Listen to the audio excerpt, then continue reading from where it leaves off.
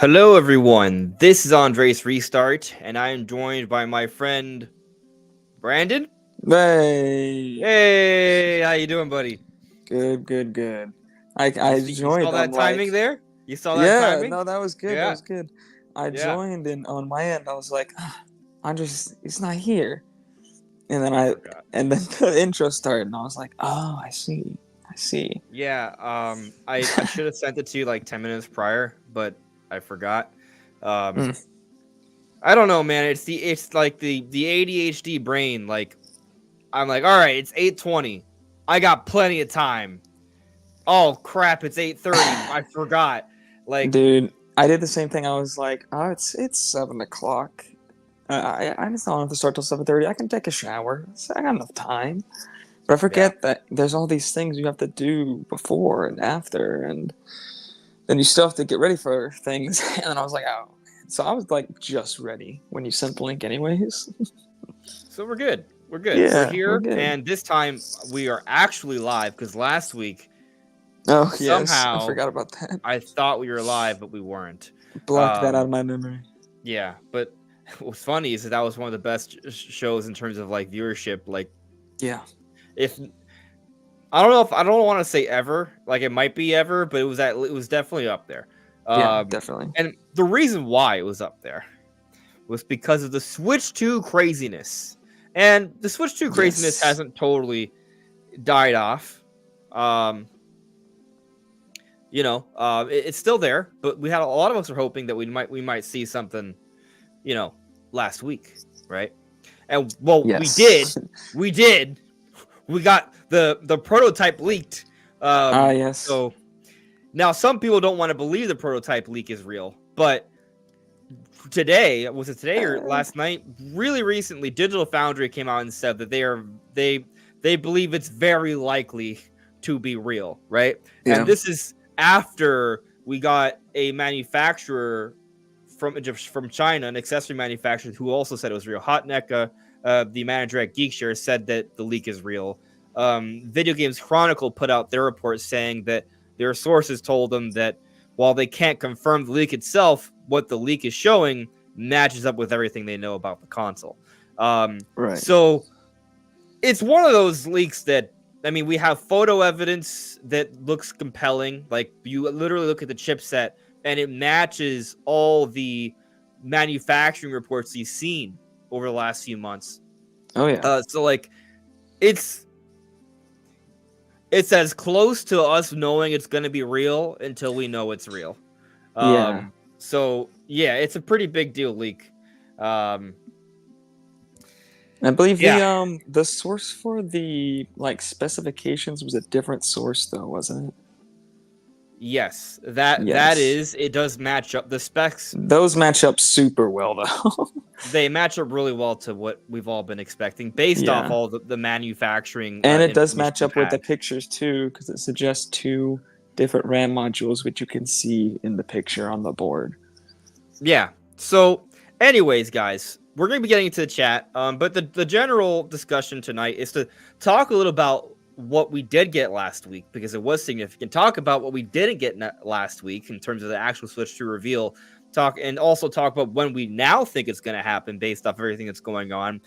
Also touch on some other Switch 2 things that are happening, but I will be real with you. There's so much going on right now. I haven't wrapped my head around it all. A lot of it may be Mm. bogus. Some of it may not be. I have to sift through it, but there's definitely a lot We of might things that I'm gonna decide be. that here and now Uh, mm, for ourselves. I got some tabs open. So we're gonna be talking about Switch 2 for tonight, that for sure. But we're not just Okay. talking about Switch 2 tonight, because there's a big game, maybe the biggest Nintendo game of the year, at least for us watching here, most of us. The Legend of Zelda: Echoes of Wisdom. It comes out in just 2 short days, in like 36 out. Like, hold on, it's 8:38 p.m. for me Tuesday, 24 hours from now. All right, in less than 27 and a half hours, I'm going to be able to play this game legally. Mm-hmm. So yes, Echoes of Wisdom is coming out in less than 2 days. It's a big deal. Nintendo has been putting out their Ask Developer series. Parts 1 and 2 came out yesterday. Part 3 came out today. I've covered them on the channel already. And I would say there's been some pretty big deal information that's come up from those. a lot of stuff, really.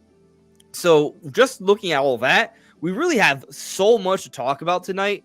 It's kind of insane, but there's more. Oh, even more. But there's more, and I'm gonna run through this one real quick. Real quick. In the interest of time, and also in the interest of our interest, because I don't think a lot of us care that much. A Mario Party Jamboree overview trailer came out. I haven't seen the whole thing, but I didn't what see I it. have seen is footage of a single player campaign in Mario Party Jamboree. You can just walk through the maps, which is actually kind of cool. Like, when I say I'm rushing through this, it's not because I'm not interested. I am. I absolutely am. You know what? I'm going to go to the Japanese website and I'm going to share it with you guys because it's cool. Yeah, I have not seen this. My point is that Very curious. it's Mario Party, right? We Right. know we for the most part we kind of know what we're getting, right? They're doing a lot of new stuff though, a lot of new modes. They keep surprising though. Yeah, like it's a big thing. Like I can't read this, but I'm fairly certain what they're showing here is the single player campaign. Like see all these gray circles, like that's you can just run through this stuff, right? So there's several screenshots there, but they show footage. Like it's not just as soon as that loads, you see that load up for you. Can you see it? Oh yeah. Yeah, you just run through. Like there's Very no dice rolling. It interesting. looks like. Yeah, No. I don't know what this is because I can't read any of it. I haven't done any translations, but that's I would say very cool stuff. Like it just kind of speaks more to, hey, like Mario Party Jamboree has They've it's tried got a depth. lot of new stuff. It's got depth. It's right? the biggest Mario Party ever. It is the biggest Mario Party ever, and they continue to really convey that. Like there's just here's. I mean, that was kind of one of the big problems with the original, like the first Mario Party game on Switch. Yeah. Which was just Super Mario Party, right? Mm-hmm. It just had not much content. Like there were some other issues with it, but a big issue that people complained about was just the lack of content and different types of modes. And at the time, it didn't have online play or anything like that. So they really seem to have taken that to heart. They're just like, you want modes? We're gonna give you all the modes.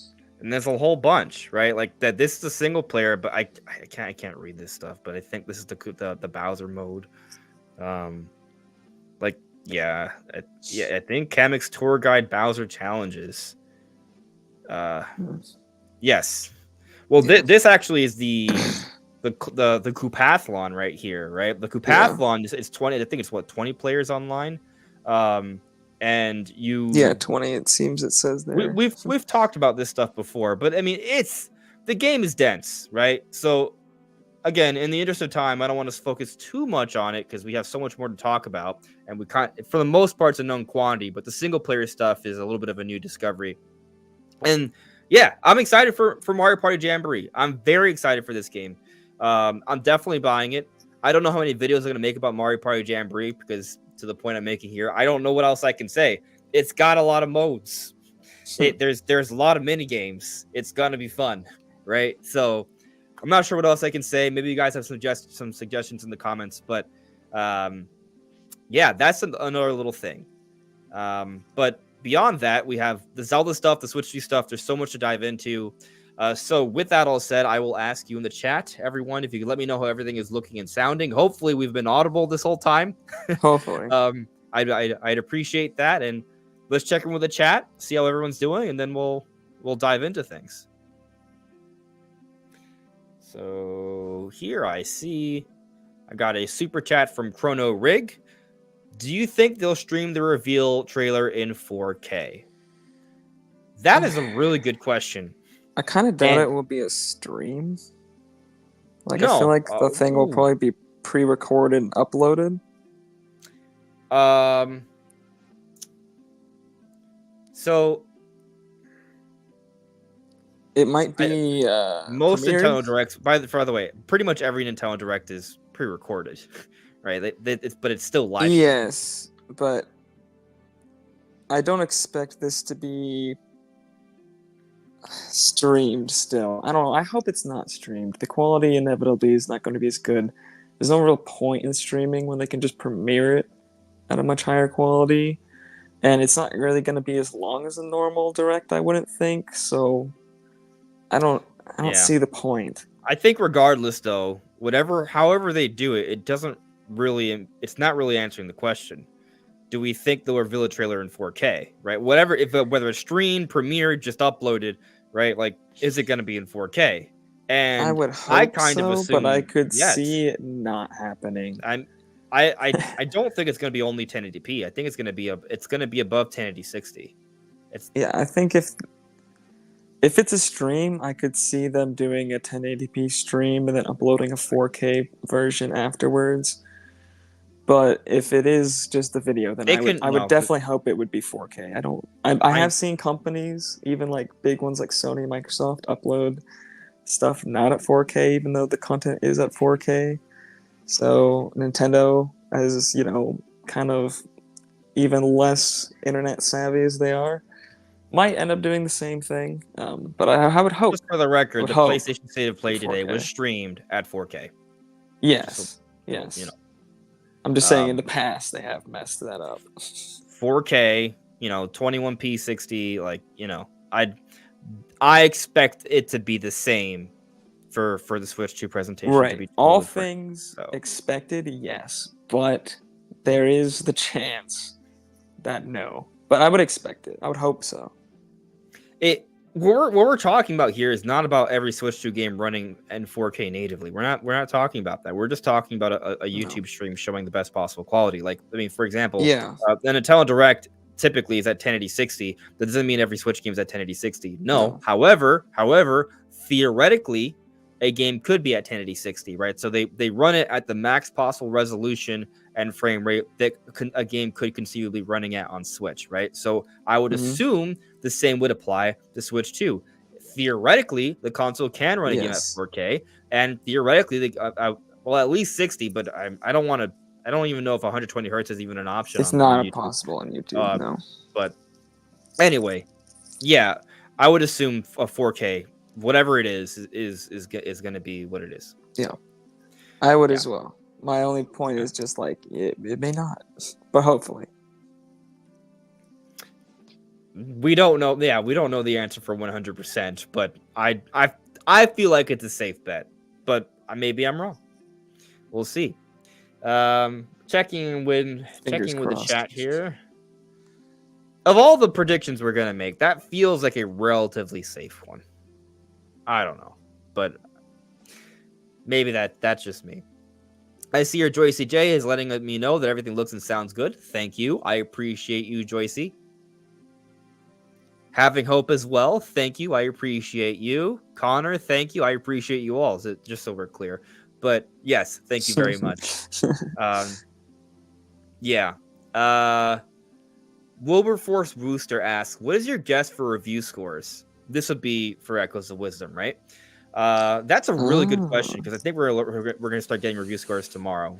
We kind of have to. I think it will place in the high 80s on Metacritic. Yeah. Yeah, I'm thinking like 88 maybe.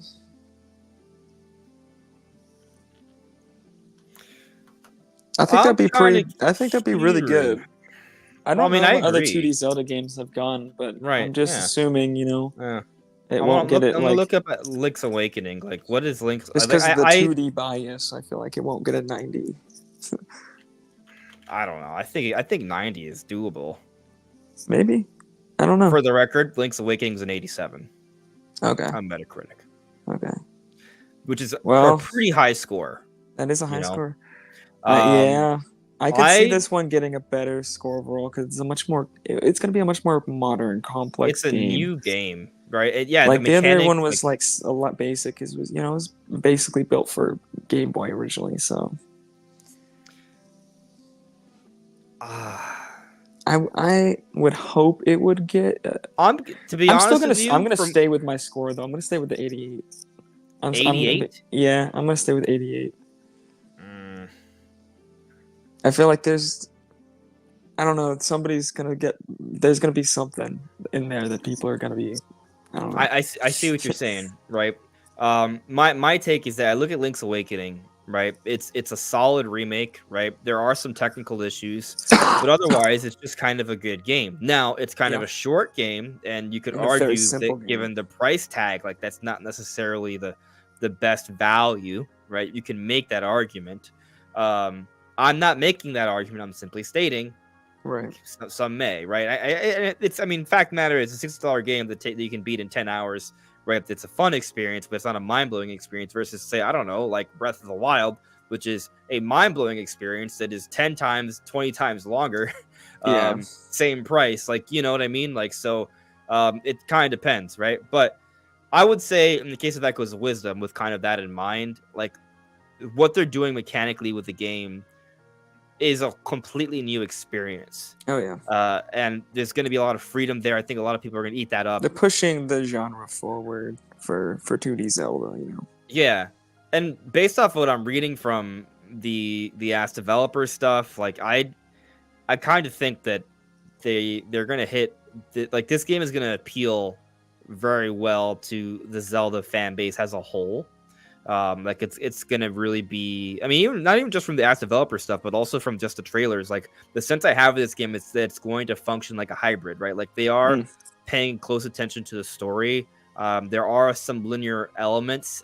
It is kind of harkening back to the dungeons of old, right? But at the same time, there is that freedom factor introduced with well, technically with Link Between Worlds, but expanded upon in Breath and Tears, like that is Right. also being incorporated as well. Like, so it does feel like they're going for a better balance this time. So I guess what I'm getting at here is like I kind of have the sense that this game is just it's as if you're any kind of Zelda fan, there's a pretty solid chance you're gonna be pretty happy with this game, right? Mm. So when I account for that, when I account for just the innovative gameplay, the quality of it, I have to think that it's going to be better than Link's Awakening overall for critics. So I'm good, but at the same time, right? I do agree with you in the sense that this isn't going to be like a Breath of the Wild, Tears of the Kingdom thing, right? Like this isn't Yeah. gonna be a game. Like I think it could be nominated for Game of the Year, but I think odds are it's not going to win. Um, Mm. Yeah. and it's just like it's a 2D Zelda game probably can't hit that tier. It's just unfortunately that's just the way things are. So I'm gonna come in at a number of 92. It's like it's high enough that I think it'll be in the conversation for Game of the Year, just so we're clear. I just don't think it's gonna win, right? Mm. But it's not going to be looked at as like a Breath of the Wild level kind of Yeah. game, I think you know? it's one of those games that would get nominated for Game of the Year, but critics who actually like choose Game of the Year, I mean, partially, are just not going to care. Like they're not going to take it seriously just because it's like a 2D Zelda game. You're like, Yeah. oh, whatever. Anyway, Especially, I feel good I about don't my know. 92. I am curious. If people are gonna be like, I want to play as Zelda. I want to play as Link. This game sucks.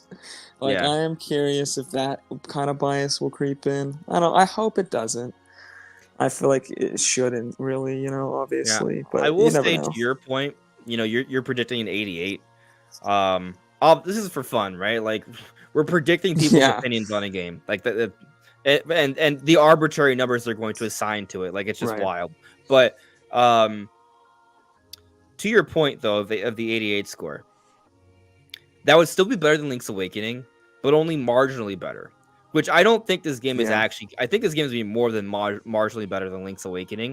I agree. However, I think when you take into account that the changing of like standards and the nostalgia goggles, like because there are times when a Right. game is objectively better, but it comes out years later, it reviews at the same level or slightly worse. That doesn't mean the game is worse, but No. it's just kind of the expectation of the reviewer is higher. Yeah, you So got to take because in the of that, context and the perspective of the game and the people who are reviewing the game and when it was being reviewed. yeah, so I could see a scenario where maybe 88, 89, just because of the expectation, the increased Yeah. expectation. But I'm sticking with 92 because I do feel like this game is doing a lot more than what Link's Awakening did. So we'll see. I hope it leans closer to 92. I would Bro, hope, if it's but an I'm sticking with 85, I'm 88. still going to be so happy. 85, I'm not 80. If it's an 84, I'm not going to be mad. At 83, at that point, like, listen, I'm buying this game regardless. If it's a 70, I'm still probably buying the game. But Yeah, I don't care about the but reviews for what this game. I'm gonna buy it. I'll be upset at humanity if the game has a Metacritic score of 83. At 84, I'd be like, okay. But once we hit 83, I'm like, all right. That's the point where I'm like, what's going on here?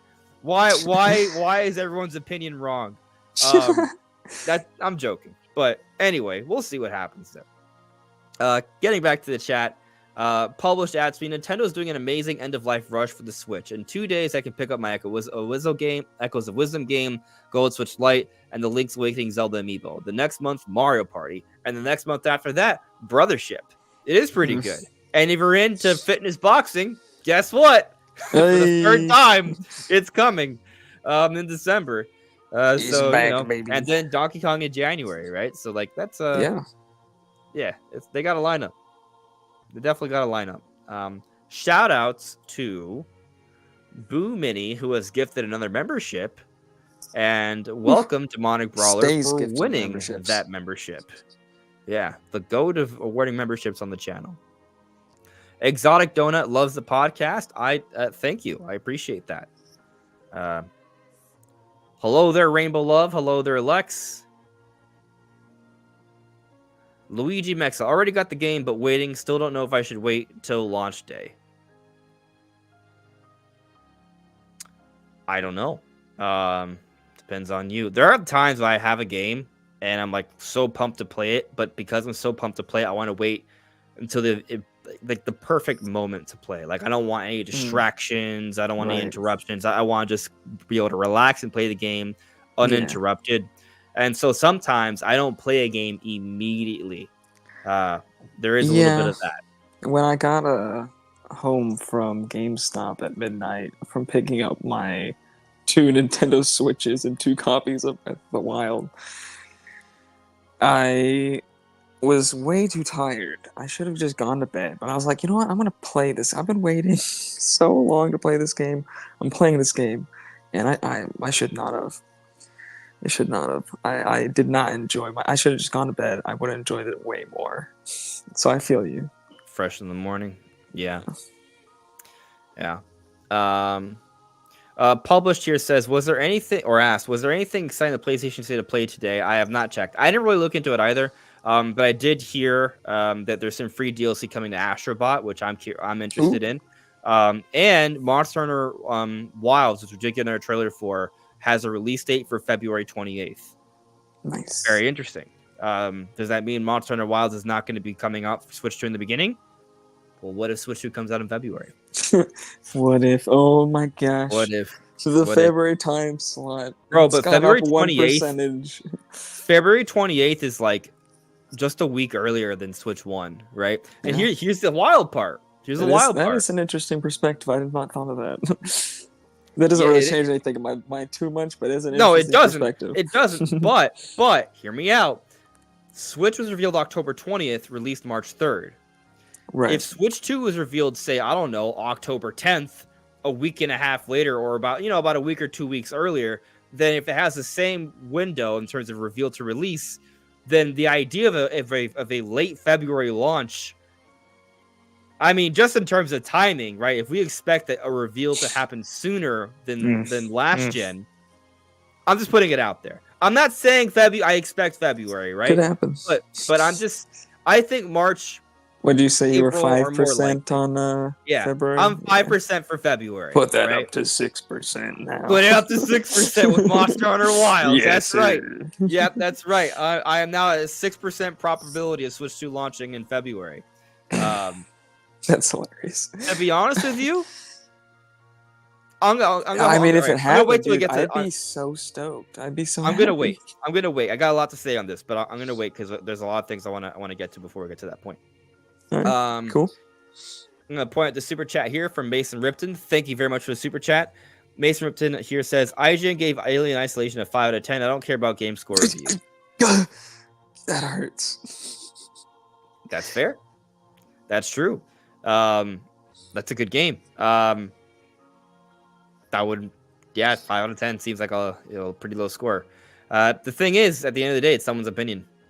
Yeah, I'm sure Yeah, there's plenty of people out there who, if they played the game, would have thought I was a 5 out of 10. But yeah, uh, you just gotta find the reviewers that have more similar opinions to you. You know, yeah, yeah. same Anyway, kind of like likes and tastes as you. having hope here asked me how's Ruby. She's doing well. She's probably just laying down right now. And I think we can get into our first major topic here. Cool, Well, sounds what do good. we talk about first? I mean, the Switch 2 stuff is kind of on my mind, and then that's I guess we can save the second half for Zelda. Hmm, Does that seem fair? sure.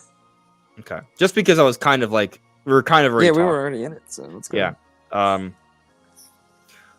All right. So let's dive into. Well, we got the prototypes. Actually, before we get to the prototypes, let's just get out of the way. We thought the review would happen on September 19th. Obviously, just a prediction. And every time we talked about it, we're like, hey, could still be later, could still be October, could even be later, right? Hmm. But the date we thought that would be our best time to see the Switch 2 has not happened. Yeah, And now we're in this week of Zelda. The state of play just like it's not, it's obviously not happening this week, right? seems Um, super unlikely. extremely unlikely. The last like if you want to hold any like any hope left for Team September, it would be a Sunday announcement for a Monday reveal, which would be literally the last day of September. And what's crazy is like technically the museum was announced on a Sunday for us, right here in the West, and there was a direct on a Monday. So like Could happen. it could happen. I think it's pretty unlikely though, Yeah. just because we don't really get announcements like that on the last day of a month. Like that, they just don't do that. No, that'd be Um, absolutely wild. yeah. But that's basically the last reason. Let's not only want to call it reasonable, the last semi-reasonable chance for a reveal in September at this point. What I think right now, the date I'm kind of like that I have in mind is October 9th or 10th. Why? Because I mean, obviously Nintendo doesn't care about revealing the Switch 2 having to do with Tokyo Game Show. That's off the table, right? Um, typically we don't see big announcements in like the first full week of a month, right? It's got to happen. Yeah. It's well, actually, technically, it would be the first full week of the month, but it doesn't happen in like those in between things where like it's a week where it's the week has two different. It's a part of two different months, right? Right. The first 2 days of next week are September. The last 5 days are for October. So there's that, right? But also the next week, Mario Party Jamboree comes out. Okay, so you don't want to do it. I don't think you'd want to do it on the same week Jamboree comes out, right? Preferably not, I So guess. there's a little bit of that. I mean, and then there's the other element of we've heard that a trailer was filmed about a month or so ago, right? And according to Yeah. Paul Gale, there is like this 1 to 6 week period of time where he thinks we may get this trailer, right? Based off when other trailers have been filmed in the past and the timing of that, right? Even when we heard about the filming of the Switch 1 trailer, it took about 5 weeks after it's filmed to be published and broadcasted to the world, right? Right. So the first week of this 6 week period of time was last week. This is the second week. This second week doesn't seem to make sense, right? But I guess the point is that the third week, if it's not going to be a third week, then we're in the fourth week already. And then Jamboree is like, at that point, like we're running out of weeks, supposedly based off this anticipated timing, right? Now, maybe going to end up happening in the final like full week of October, which wouldn't be too far off from when Switch 1 was announced, October 20th, 2016. And to tell you the truth, for my own personal reasons, personal private reasons that I can't really discuss publicly or shouldn't, I would honestly, it's nothing crazy, guys. It's just, private life stuff. But I would prefer the reveal to happen the last full week of October at this point. Just that's just a personal thing. But I'm kind of feeling that it's the week before October, even though I don't really want it to be in that week. That's kind of like what I'm certainly what I'm currently feeling, Hmm. but I don't Interesting. know. What do you think, Brandon? Man, I am confused. I don't know. I do feel like they should announce it. You would think sooner than later, with all these leaks starting to come out, like actual like photos of things coming out. Um, I do think there's only going to be more and more leaks to come with more pictures of Yeah. less prototype stuff, more actual built units from production. So this is just the start, and we already thought that Nintendo would want to get ahead of even this. So it is curious that they seem to be just kind of Mm-hmm. okay, I guess, with the leaks. Well, Uh, I don't know, because I mean, they went ahead with production without revealing it. They should know full well that it's going to get leaked. yeah. Well, I mean, leaks are already happening, right? Yeah, Or well, we believe they are. But are there any mass manufacturing leaks? And there's some debate on that. Um, right. and that's what Nintendo really wants to avoid. Yes, but still, I mean, those are we already have debates on whether that's happening or not now. So it is curious. I would hope sooner than later. Also, just because I want to see it, man. I want to Right? see it. I want to see the games. I want to see what it's capable of. I put a poll up in the chat. When are we finally getting the Switch to reveal? I put 4 options. Obviously, there are other options, but those are the ones I felt were like the most interesting. Okay. Last day of September, the week before Mario Party, last week of October, 2025. LOL. Bro, why is 2025 winning? You guys are terrifying me. God, It's 2025 is strong, bro. I'm What? hoping for the week before That Mario is Party. wild. The week before Mario Party, Yo, baby. why is Team 2025 so strong? You guys are scaring me. What is They've this? lost hope. They've lost faith. They've lost all hope. Oh man. I mean, I would say I we'll see, right? We don't know. We'll see. Um anyway. Oh boy. But let's talk about that prototype stuff cuz you brought it up, right? Um and for the record, everyone's sharing this stuff. I'm not worried about getting in trouble. I mean, it's kind No, of like the seen everybody share it. it's actually less of a big deal than the Tears of the Kingdom OLED, which also Nintendo wasn't striking people for, which was leaked. We were sharing the imagery of the Tears of the Kingdom OLED, and that was not an Oh yeah, issue. This, on the other hand, is a little bit different because one, it's not a final build of anything; it's a prototype, and the few photo images we have. Can you see this? I think it. I don't. Okay, I'm on Twitter uh, now. I don't Sorry, think we I'm on no. Twitter now. Okay, now we can see. All right. And so Andy Robinson shared these. The photos were taken down, by the way. But um, like this is like the actual photo of the prototype of the Joy Cons. Like it's not even the full prototype. It's the shell of it. You know, Yeah, it's the shell of a controller of a non-final build version of the controller, right? And then there's right. also this image, which again, it's just the shell. It's not the full thing. Um, so like it's kind of there's not too much you can take away from that. Now there's also imagery like this stuff, right? Which is a render of some kind, a CAD render, I guess is what they've been calling it. Yeah, And this stuff, like it's essentially an interpretation of a prototype. yeah. It's So based off of the prototype and different information about the unit, but it's not actually a real official render. yeah. Now there are some very interesting things about this that I like, right? I love the Joy Cons, right? Like they're Mm. big, right? Like they're They're bigger Joy rounded. Cons. They're rounded. To me, that's exciting stuff. Much more There is an comfortable. additional button here. There's some speculation on what that might be. So that's something I to, think they you know. are kind of just as flat in the back, though. Unfortunately, for a while, Well, I didn't really mind too again, this much. is a prototype, right? So, Yeah. an interpretation of the prototype. Yes. Right? So that's it's a little bit more separation there. But this kind of gives us like a little bit of a size comparison. There's Right. no OLED that looks like this, right? Like No. it's just to give us an idea of how much bigger the tablet is going to be. And that's a big difference. And the Yeah. Joy-Cons will also be bigger as well. Like they match the size, right? So Right. I'm excited about this because I want bigger Joy-Cons. I think they'll be more comfortable to hold. It may mean better tech, bigger screen. I think it's gonna make tabletop mode a lot better. Like I'll probably Yeah. use handheld mode a lot more.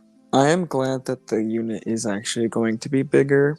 I mean, I feel like it has to in order to support the kind of power that we've been, hearing and that it's going to have and the kind of specs it's going to have. So, like, I was kind of worried that they were going to be like, we're going to do something that's more powerful but fits in the same size as the OLED. We can use the same body and the same screen as the OLED and then come up with something that's not like as good as it could be. But no, this is going to be a much bigger device capable of much more stuff. And it's also supporting the idea of the magnetic connections, right? You Yes, just kind of insert it. What I kind of like are the shoulder buttons, right? Like you're not going they to seem a use these lot during more normal gameplay. like out, like They're they're bigger. yeah, bigger. They come out more. Like the other ones are just They kind of do. like That's true because embedded almost. that's a They good come point. out so little. Yeah, these like actually stick out a little bit. Like I I'm gonna want to use these. Like I guess my point is like whenever I use a Joy-Con as a single Joy-Con, I don't like using them. Right, I do it out of No, you gotta have I that try like to thing avoid it, that slides on, and then and even even that's not that then, comfortable because there's no no, I like don't good like it that much. tactile feel. It doesn't feel totally right. Yeah. Um, by the way, I am so upset with the poll. 2025 is winning, and this is crazy. I guess what I should look at it as, right? Everybody's gone 2025 is cynical. no that, but also 2025 may be winning, but that's just 2025, right? The other three options are sometime this year still. So Mm. technically, the majority are still voting for the announcement this year, but Oh, there's okay, so it's 38%. not more than 50% people voting for 2025. Right, it's still less than Okay. exactly. Yeah, I Yeah, can't actually see the poll on here, and I don't right. know what happens if I leave the app on here, so I just don't do I mean, it. essentially, Team September and Team October are eating each other alive in terms of the votes. So Team 2025 is looking like the strongest. Ah, gotcha. In reality, Team October is almost at 50%. Hmm. So actually, it is above 50%. Facts. So yeah. Anyway, Marshall Wilcox, you put an option with LOL in it. What did you expect to happen? Fair enough. Fair enough.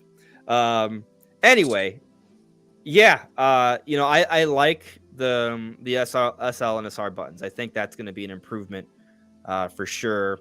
Well, what are your theories on what this extra button is? Can you go back to the picture that shows it off a bit better?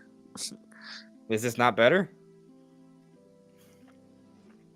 I don't know what is better than this. I honestly I don't know what you mean this. No. This is the best picture of the button. What button are you talking about? Which button? The button, but you can't see my mouse, can you? I can. I don't know So what you're referring to. this button below the home button. The capture button? No, Brandon. What button is that? I don't know Brandon, what it's button not the you're. capture button. Well, The then capture tell me button's what on it the is. I left. don't know. I do Well, not that's know. the point. That's the point. We don't know. No one knows. That's why I'm asking you what you think it is. It's an extra button. It's an extra button? Okay, so on the Joy-Cons, right? On the right side, there's the home button. On the left side, there's the capture button, right? Huh. Those two buttons are Why still did I there, think- right? Look on this side, you still see it. Oh, okay. It's the same button as it was in the Joy-Con, right? It shows you But how on the much I right, use the capture button. but I use it all the time. I'm always taking snapshots I and used stuff. to use it earlier on when it was Look, more. I used it for Twitter. Anyways, now that we're on the is same page, interesting. though. Yes, Like, it what is. is this? We did I hear can't tell about what the this symbol from is. the Like, it's remember too low those res. reports that came out that people were able to test the Switch 2 controller, but they weren't actually, they were able to feel it but not see it, and they reported there was an extra button. I think this part of this came from the Vandal report. This is that. So I mean, I can almost make out almost like some sort of curvature, right? But it might be Yeah, it like almost looks like a moon, like it's a sleep button or something. But that doesn't a make any moon. sense Oh, actually, because you can already just wake up the Switch and put it to sleep with the home button. well, maybe they wanted to make it easier for people. But it's already like super easy. I get that it's super easy, but I don't know. Every time I tell my dad to put his Switch to sleep when we play like Switch Sports, he can't figure it out. Maybe, So. but I feel like it'd be kind of annoying to have it like accidentally press that or something. I don't know. Maybe not. Yeah. I Oh, don't know what it would be though. Shout outs to Only TZ in the chat. Andres, did you predict a March 2024 reveal? I did before the Switch 2 was delayed. But then it was delayed. So that's it. It does look a lot like a moon though, so maybe it is a sleep button.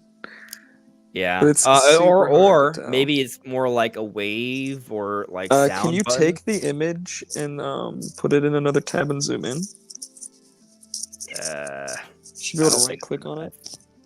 Yeah, I can. I think it's worse now. Worse.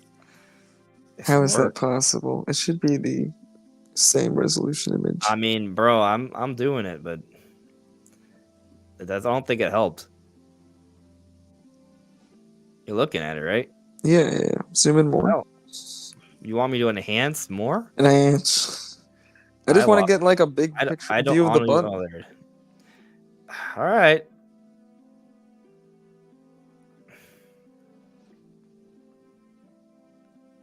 Still looks like a moon.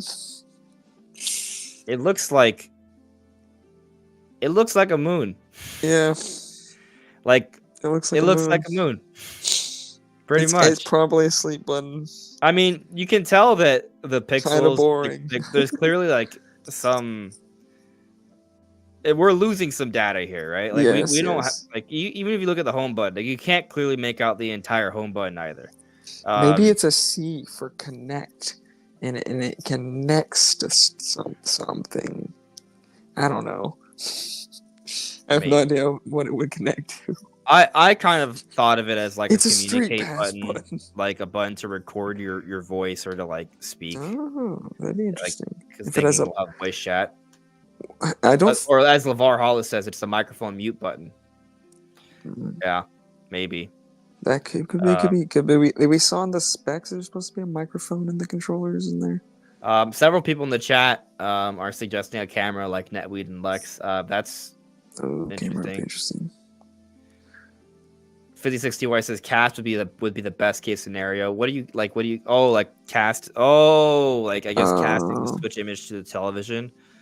Okay. I feel like that's just such a limited use case scenario, but I mean, if it's a thing that they could do, I guess.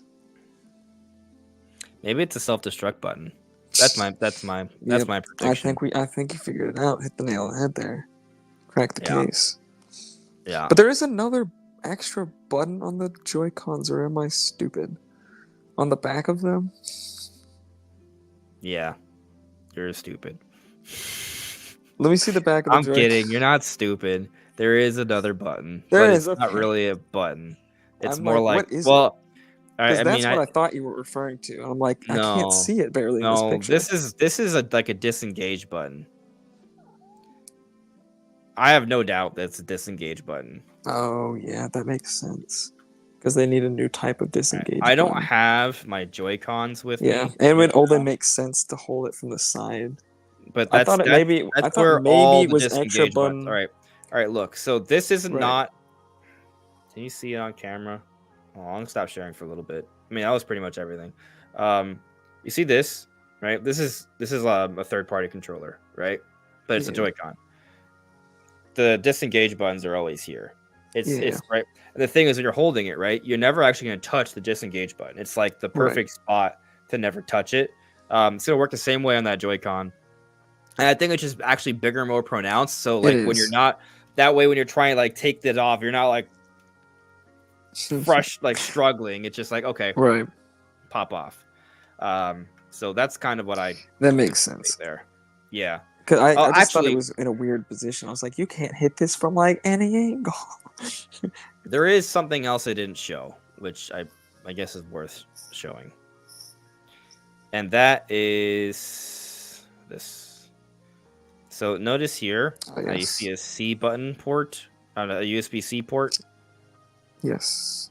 Um, that's Also, on this the it's bottom. it's the second one. Yep. Also, we can see the shoulder buttons. They look pretty good. I don't think they're analog trigger They though. look more pronounced. They could be analog. They look kind of like the controller I just showed you, which it's a better feeling shoulder button than the Joy-Cons, but it's not analog. Yeah, but I'm just saying these might be analog. Again, prototype, right? There's certainly some things that we may not be seeing here. I don't think it's like you look at it from this side, that doesn't look analog at all to me. No, yeah, That you're right. looks That does not terrible. look. It's not terrible. It just doesn't look like analog. That said, though, it looks good from this. Like it looks like a fun button to press, but Yeah. it doesn't look analog. Anyway, the big thing is the extra USB-C port here. Possible that it could just be because it's a prototype model, but I think Mm. well, the optimism is that we're just gonna get two different ports, and that offers a Yeah. variety of things that can be done. The big thing to me is that when you're playing in tabletop mode, right, the bottom Yes. C connection can't. I mean, it's on the floor, right, or the table or whatever, so you Right. can't really connect it So you to use the the charge. kickstand, yeah. Yeah, but you would be able to connect it on the top if you had that option. So that would be Yeah. nice. And there's been a lot of theories on different accessories you might be able to attach as well. Yeah, like So people have there's been talking that. about camera maybe or something. Yeah. Which could be interesting. I feel like Yeah. it's why wouldn't you just use your phone? But I feel like there is something they could do with it. But mainly I would just like another port so I can charge it from the top if I need to. Yeah. But I could see Nintendo doing something creative with it as well. Down the line. Maybe with a Labo or something, who even knows? Well, they did a whole bunch of crazy things with the Switch, right? So there's certainly a lot. Yeah, I mean, when we saw that IR sensor, we were like, "What's the point of this? It faces it backwards. It does nothing." And then By they the did, way, some stuff with it. there is a really, really crazy leak that's going on right now. Right now, breaking news. Oh my god! Extremely soon. Yeah, it's so crazy. You're gonna mind as me blown. Yeah. Yeah, I'm serious. I'm seriously not serious. Yeah, I'm starting to believe you less and less the more you're talking. Did my mouse just die? I think my mouse just died. Oh. And the suspense. Hold on. I didn't even know you had a Bluetooth mouse. It's easier until it dies. Yeah, that's why. But it lasts for weeks, and then I just forget that it can run out of. I'm good. I just plug it in. It's fine. They've Anyway. gotten a lot better now. I should get one too. Yeah, I like my mouse. It's good and it's quiet too. I just remember the ones that used to die like in a day. This is the leak.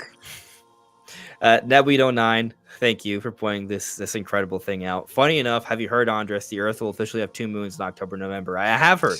I have heard about this. Yeah. Yes. Yeah. That is wild. It is wild.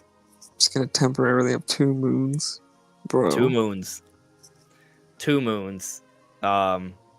It's like I don't know that much about it, but it is an interesting little thing. Got like some kind of double lunar eclipse. Yeah. Oh my god. Yeah. Now it's time for Majora's Mask.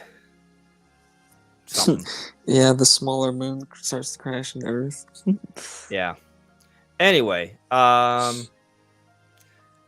that's kind of like a very basic summary of what kind of happened last week and our thoughts on it. The big stuff, right? There is, however, a few things going on right now that are certainly worthy of note, I would say. Well, all right. Well, maybe not certainly. Well, there's one thing that is worthy of note, I would say. All right, so let me go to this website here. I haven't even clicked on this website yet, but I saw. Oh, there it is. Okay, here we go. All right, here we go. Get ready for this, guys. We got another Switch 2 game.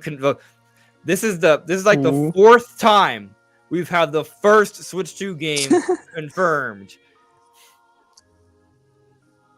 Get ready for the 4th time the first Switch 2 game has been confirmed. Check out this website from secretforestworld.com. It's a game, apparently, being made with Unreal Engine 5, a unique MMO RPG. Look at all these crazy-looking characters. Look at this gameplay. Actually, it looks kind of cool. But the gameplay looks interesting. Check the characters this part look out.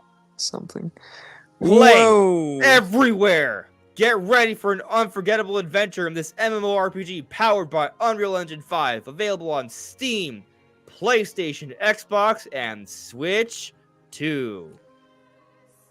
That's so interesting that they actually use a logo. Right? That's absolutely wild because I don't think that's going to be too far off from the actual logo. It could actually be the actual logo. When I saw it, I wanted to believe that was the real logo. It could be. I mean, it's so simple. Yeah, but it could be a version of the logo. Like an actual version of the logo. As Joker points out, the Xbox logo does look pretty jank. Actually, so does the Steam Deck. The Steam Deck logo looks jank too. Like if you look, can I zoom in? Look like that? Can I zoom in? Oh, I can zoom in. I mean, there's a. I do think it's going to be close to that. You see how there's like interesting. Like there's a chunk missing there. I see. Right. I almost feel like there's a difference in resolution for the 2 and the Switch logo. Interesting. Yeah, I just think they did this themselves. Probably. Yeah, that's what that is. And I was having a conversation earlier today, and it was talked about how, like, if they were to even be announcing this, right, there's a good chance it's just for publicity. Because if they actually were working on Switch 2 right now, then they might be under NDA.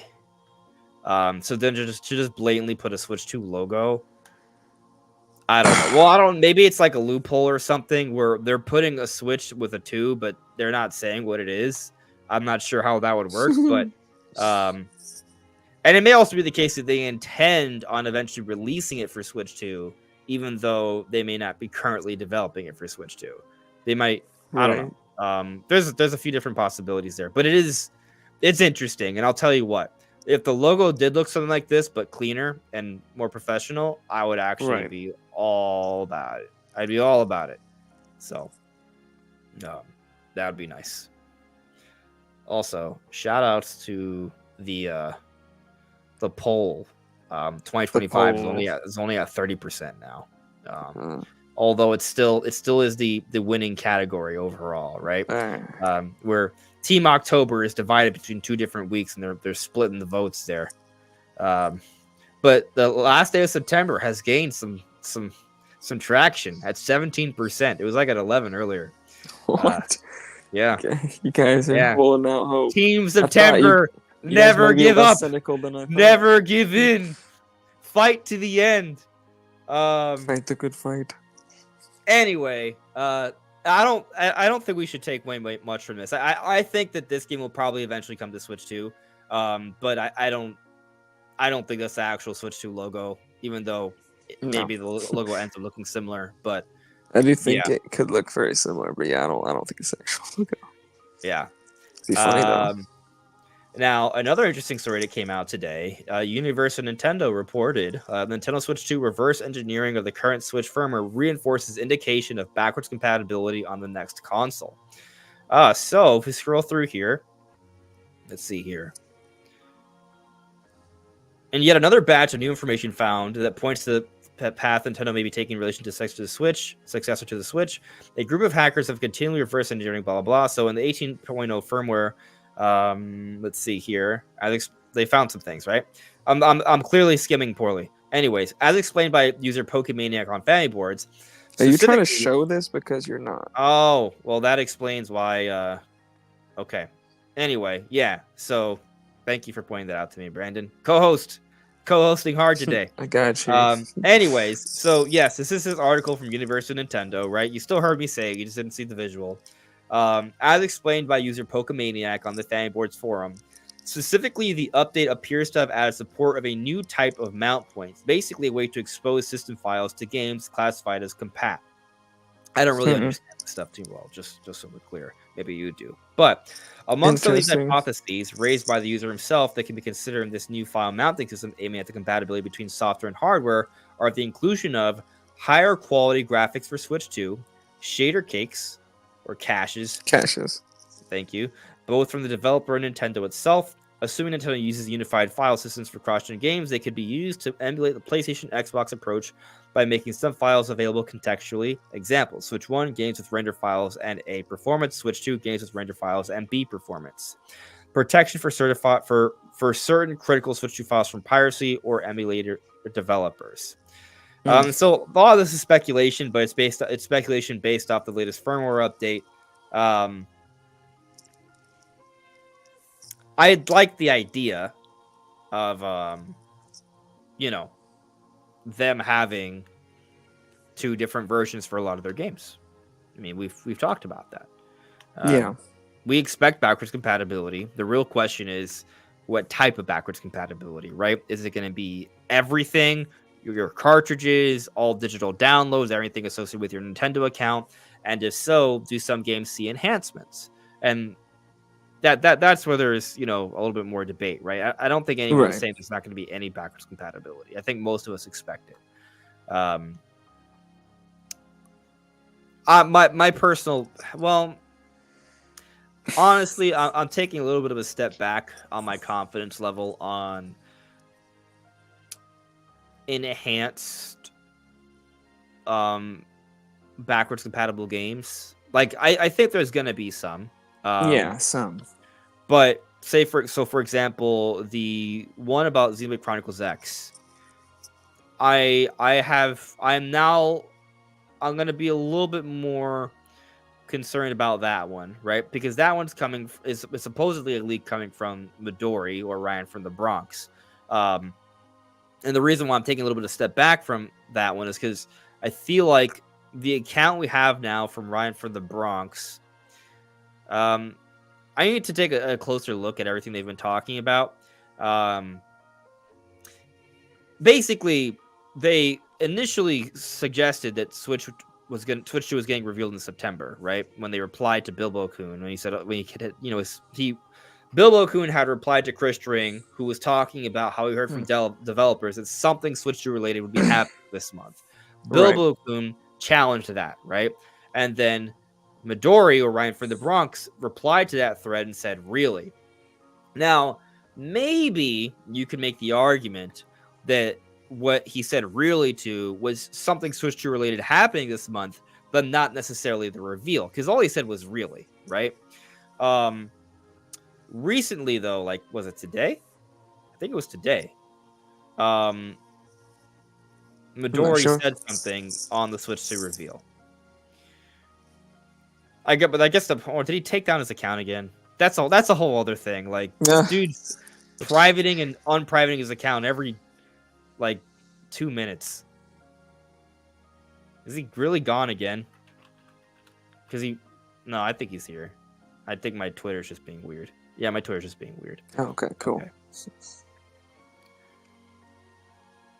All right. So Ryan from the Bronx said this.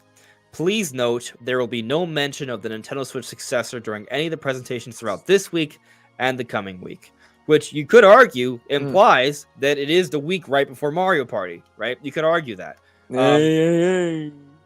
But anyway, I guess the reason, I'm kind of being a little bit more hesitant with them right now is because, one, their account hasn't gone down a couple times, so I'm kind of wondering that it just seems a little fishy. But then two, when they said really, a lot of us interpreted that to mean they're saying the Switch 2 reveals in September, and then it hasn't happened. Now, of course, maybe initially the plan was for September and it moved up a few weeks. That is possible. Some people Right. speculated that when Nintendo announced that they're pursuing Power World for damages, that Uh, maybe that changed things somewhat, because this was like a big eh, announcement from them. Like it was something they posted by on their main like official, like very professional I Japan do page, think that's right? something that they've been working on since the game was like announced, though, or at least like launched. I don't think this is something they've just decided. Like, I think this is something the Warriors have been putting together for months and months. That makes Um, sense. I don't think there was a sudden decision to announce it now. Yeah, some people have made that argument, but I see where you're coming from with that. I'm inclined to agree that they wouldn't have delayed the Switch to reveal because of this, but maybe I I mean it's possible that Midori was just wrong, right? It's possible Yeah, that this. Now, I guess the question is, if they were just wrong, is it because they are completely full of it, or this is just one of those scenarios where they got it wrong, but most of the time they still get it right? right. I guess we'd have to look at. We can't really know right now until the future, you know. Yeah, for sure. Gotta see But what yeah, happens. I want to take a closer look at them, just because they did share like development footage of two different Sega games, which, to my knowledge, was available nowhere else, which is kind of wild. Right. Um, so I'm inclined to believe that this is the same account that has access to a lot of this information, and maybe they just said what they thought based off the information they had access to. Yeah, And maybe they just don't have sources for this type of information, because you can have sources for a lot of different things. Doesn't necessarily mean you know about everything happening, even if right, you I have mean, sources at a specific company. oh, here's something interesting. Pioro came back. Oh, okay. Yeah, Pioro came back, and people were like, "Oh, Piero's back. This must be in the Switch 2 reveal." But it had nothing to do with Switch 2 reveal. It had to do with some random. I don't even know what the game is. But he put up two different, like, yeah, they did like P and Raw, and they were essentially acronyms for games that were announced shortly after. So for those that thought that Pioro doesn't have access to information on games anymore, still does, right? But it's not for big Nintendo games. It's like for Hmm. smaller third party things. Um, so I mean, it could be the case that Midori has similar access to information, and they maybe more so, but they made a guess based off what they thought, and Right. they were off.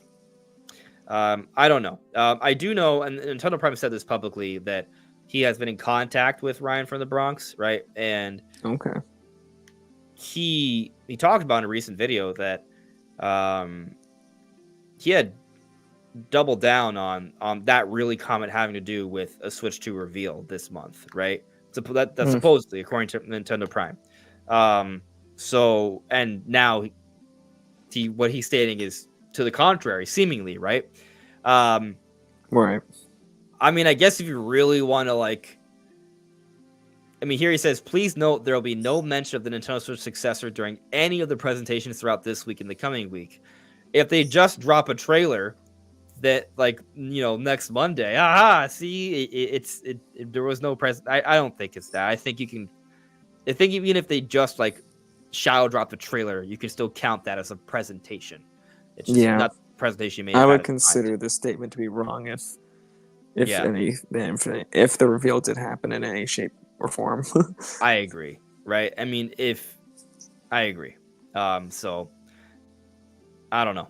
If there's an update on that, I'll say. But my point is that I've just seen that they've been wrong on something, and it is a big reason why a lot of us thought September still had a chance, because Midori, with this huge track record, being Hmm. right on so many things, here was wrong.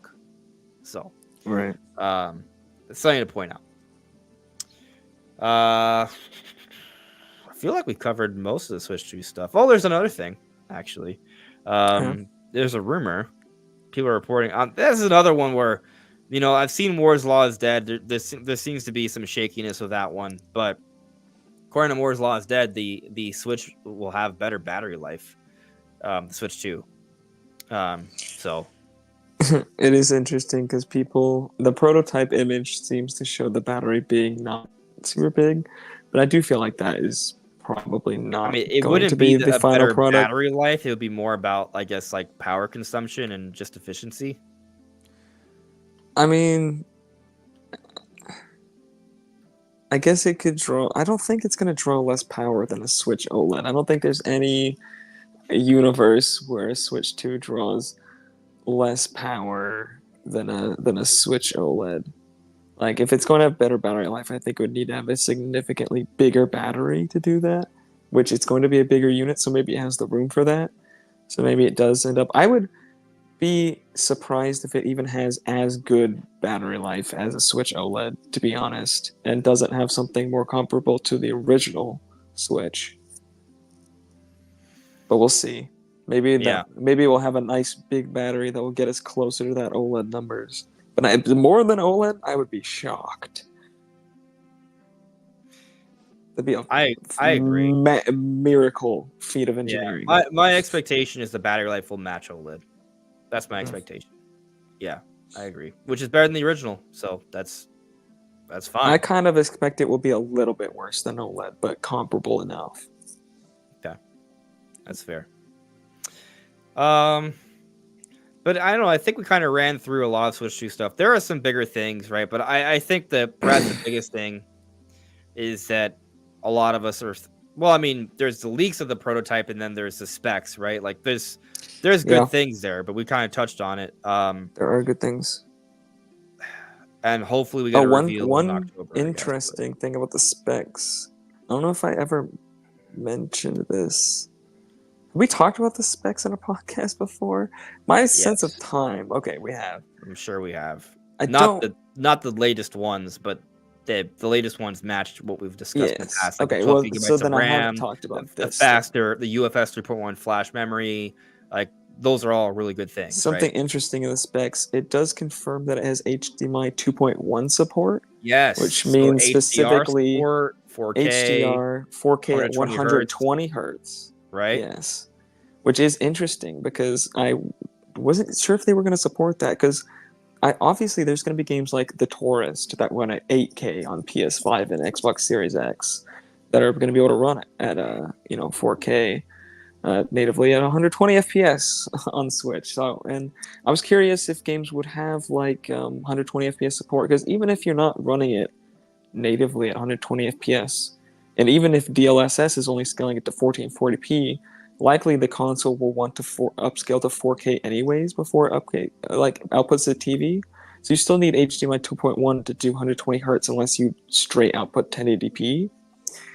So I was curious. This does allow for potentially some 120 FPS games. Like, what if Mario Kart 9, 10, whatever it is, has like a single player 120 Mario FPS Kart mode? 9.10. That's the 9 name. point. 9.10. Yeah, but I would not expect this for split screen at all. But maybe like a single player 120 FPS mode for Mario Kart, whatever, would be epic, and Yeah, this would allow for that.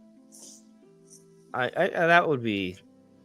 I mean, I don't play too many 120 FPS games because I'm a Nintendo gamer. So I guess it's hard for me to get excited about that. But Just any game with I mean, fast motion, the higher the frame rate, the clearer the picture, and the easier it is to tell what's going on. Especially yeah, if you don't have an OLED display. But even on an OLED I wonder if display, my TV has 120 hertz. it's Maybe. very unlikely unless you have a modern TV or you paid a ridiculous price when you got I it. mean, it's fairly new, but I don't think I spent that much on it. Um, so, yeah. I mean, the HDMI 2.1 is good though, right? So Yes. it's all like good things, right? Like I guess basically from the specs, if they're legitimate, which we think they are, um,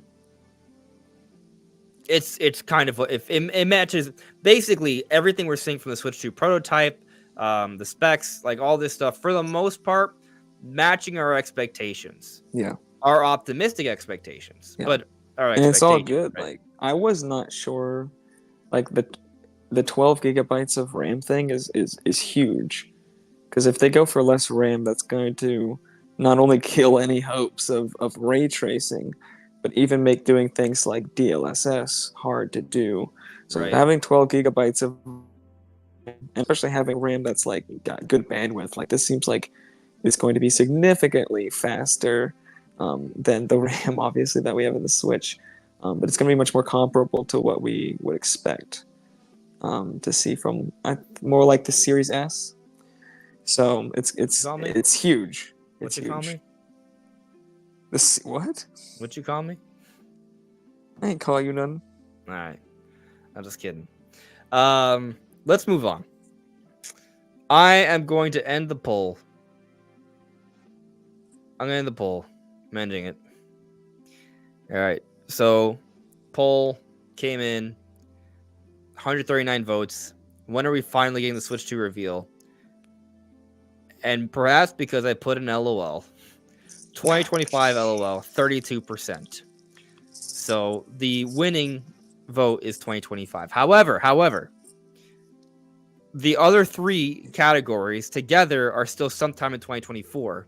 So Right. still more than 66% voted for sometime in 2024, right? So there is still a majority vote for 2024.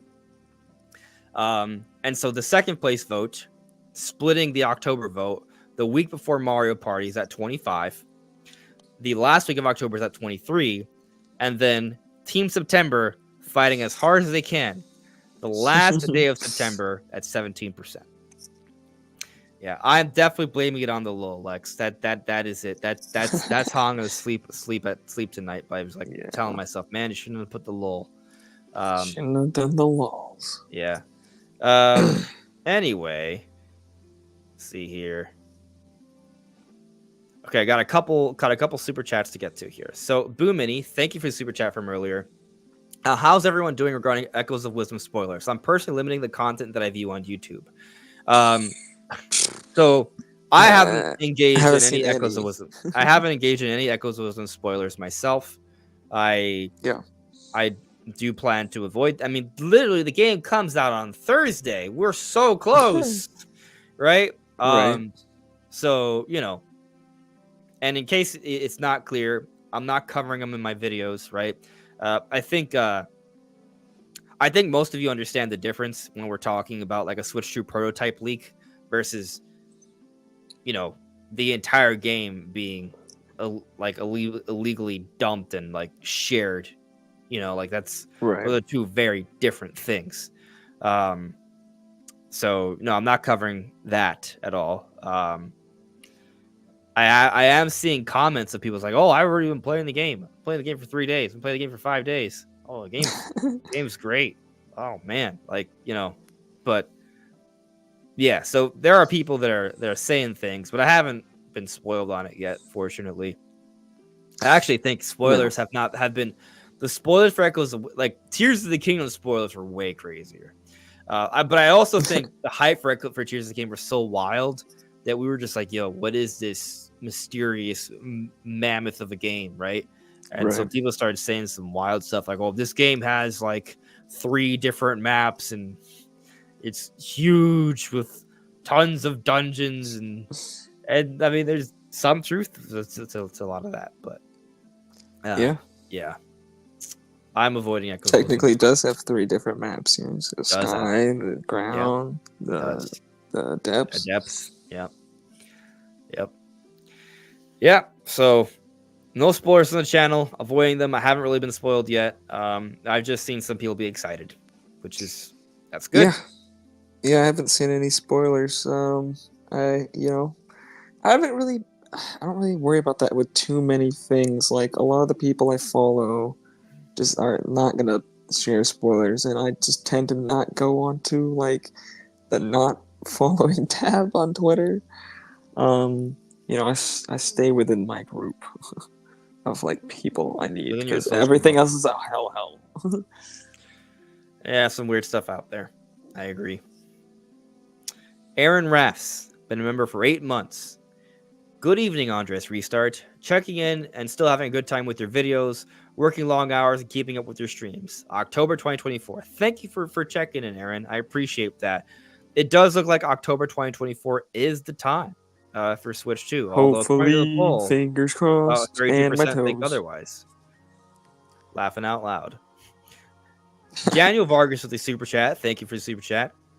Stay safe during Helen tomorrow and Thursday. Wait, there's a storm coming? Wait, is there? Yeah, Is that affecting me? I don't know. I don't know.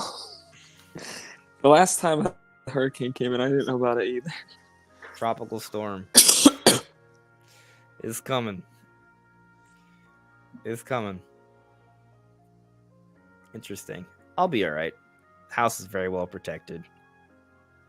I'm sure it'll be No, it fine. doesn't even look like it's gonna hit us really that much. Uh-uh. So, if you're on the Panhandle, it looks like you're gonna get hit. My Yeah. grandparents live in the Panhandle. Yeah. Well, It just seems like a tabs. Florida thing, so it seems I'm Gucci.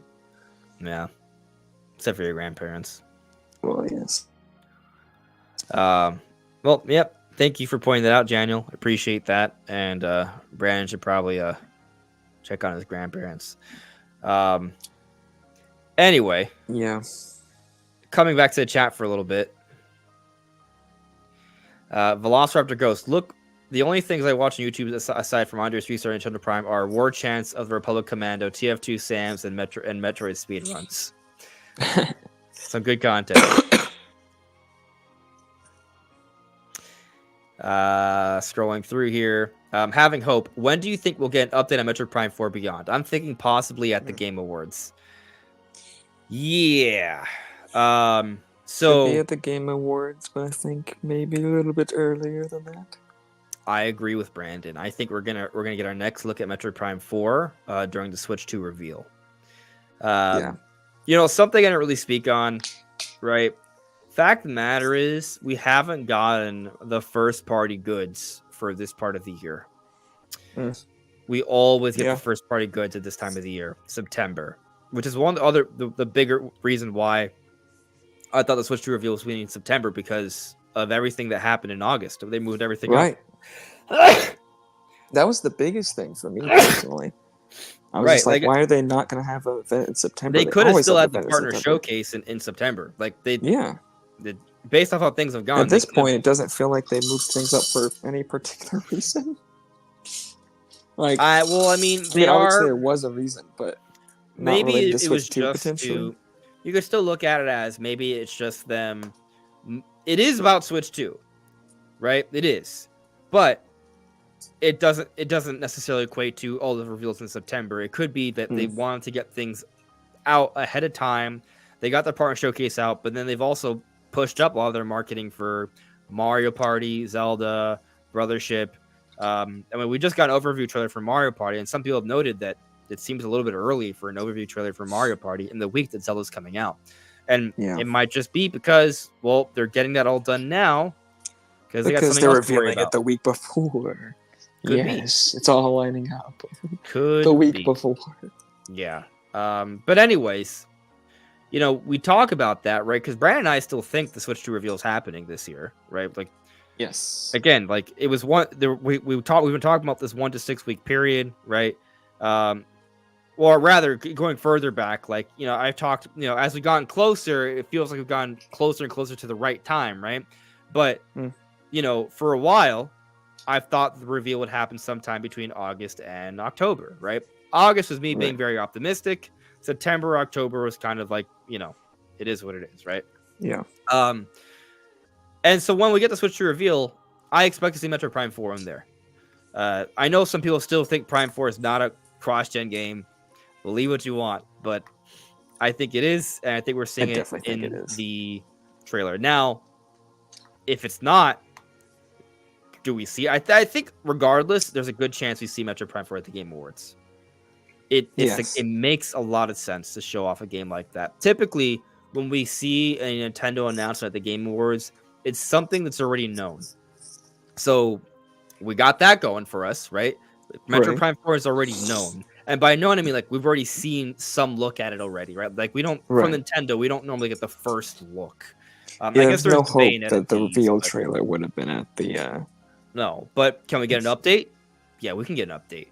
Especially if they give us, if it's a third update, right? Like, I think if we see a Prime 4 in the Switch reveal trailer, I think it makes even Mm, more sense. I would say that I would be more optimistic about Prime 4 showing up at the Game Awards if we see it again in October for a Switch 2 reveal, if that makes okay, any sense. Just because to me that says that Nintendo's very comfortable showing off Prime 4, right? right, They're already willing to be showing off more and more of the game and marketing it, so they're more open to showing it off at the Game Awards. If they don't makes show it sense. off at all in the Switch 2 reveal trailer, to me that suggests that they're being a little quiet.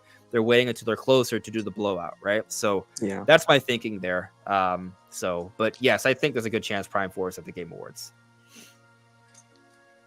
Maybe also 3D Mario. It's kind of Hmm. hard to imagine anything else but Prime 4 right now because they haven't revealed it yet. But once Nintendo reveals it, everything's going to change. Oh Um, yeah. some people like to think that because we haven't seen that, we still see things from Nintendo at the Game Awards a lot. Last year, we didn't have any announcement from Nintendo at the Game Awards itself, but the night it happened, Nintendo announced 3 different NSO games. Um, Hmm. So something happened the night of the Game Awards. It just wasn't at the Game Awards show. And maybe they're just stepping away completely, but I think there's a good chance that they will come back to the Game Awards because they want to market their next generation. They were very active at the Game Awards at the beginning of the Switch generation. I think that if they are about to launch Switch 2, they will be very active on the game at this time around. That's my thinking. But if they're not, then that just means that they hate the Game Awards and never coming back. Yeah. Yeah, I mean that makes sense. Yeah. Fingers Got crossed, another. though. I like to actually get stuff in the Game Awards. The what? I would hope to actually see something in the Game Yeah. Awards. Well, So I think we'll fingers probably see crossed. Monster Hunter Wilds. So that's cool. Yeah. Yeah. Well, there'll be good stuff there, but there and so things coming to Switch too. Hopefully, right? A lot of third Yeah, party stuff that at is least. true. Yeah. I mean, the thing is, like, the Game Awards could be a really great place to market Switch 2 if Nintendo's already announced a lot of third parties are announcing things there. So, but I want to point out the super chat from Taker. Thank you for the super chat, Taker. Taker asks, do you guys expect more than one SKU at launch? No, I don't think they're because we had rumors a while back about there potentially being like a digital only model, but I don't think that is going to happen. At least not at launch. I think there's gonna be one SKU with a cartridge reader and the one amount of storage, and there'll probably be different colors or different things like that. Variants you could get, but otherwise it's just gonna be like Switch. It's just the one. It's just Switch 2. Go get it. Yeah, I would prefer one so I think there'll be more than one SKU. I guess there'll be 2 different colors. Yeah, that's what I'm saying. Like other than Yeah, colors, it's there's just gonna be the yeah, one like as far as the hardware goes and like what's included in terms of storage and like things like that. It's all gonna be the same, I think. yeah. $399.99 is what I think, but Yeah, um, if they have a more expensive model, I think they would still have the $400 model. Um, yeah, yeah, and like the more expensive model would have more storage, and that's yes, pretty much the only difference. which I think they're just gonna wait till like an OLED version to do that. Right, and I mean, if we assume the spec leaks are true, right, there's no spec leak of a higher storage model. No, just So 256, yeah, which is gonna be good enough, but you know, it's gonna be okay. I'm curious on how they're going to handle expanded storage. Yes, I I mean, imagine. maybe they'll sell an SSD, right? Huh? Separately, Like, and because maybe normal SSD, like micro SSD, is not fast enough to match the storage speeds that are the Switch 2 would be capable of. and they could definitely design the Switch 2 in a way where you can insert a solid state drive, right? Like, Potentially, because I know they have like the Windows handhelds have some versions where you can install like the Ally X, the new version of the Ally. you can install full SSDs into that. I But want it's a something much like bigger that. unit. Yeah, I want something like that though, just because, like, I don't, if we're gonna get like really fast flash storage, like that's good, right? Yeah, Because I want the system to load quickly, right? But if we have I to, imagine if there it's will only 56, probably be proprietary flash carts, like expansion carts you buy, because micro SD carts are not going to be near fast enough. I don't think there are any actual like whatever it is, mainstream versions that exist. I want fast storage. That's what Yeah, I want, right? I don't if I'm I'm just like saying, like, I think it would have to be proprietary storage, unless they can do. Maybe they do like mini SSDs. I just don't think it's going to be a big enough unit to have like a convenient spot to be able to remove a drive well, I'm talking about or like add a drive. Like they would need the I guess it extra. would They be would need extra proprietary, right? space for there to be a So, whole drive bay that could potentially be empty, and it doesn't matter. well, let me ask you a question because I have no idea about this, right? Like I've never even thought about like expanding my storage for my PlayStation, right? But I believe I can technically get an SSD for my PlayStation 5, right? Yes, but it needs a. Now, It has a whole separate area to like hold the SSD. Like there's a whole section in the PS5 dedicated to that SSD. So you need. What I'm saying is, on the Switch 2, you would need an area dedicated to the expansion of a so the for question I what want would to be the ask Switch you, 2, a very large amount the of the question I want unit. to ask you, can you just take any SSD out there, right? Or do you have Yes. to get like a Sony version? Okay. No. You can take any.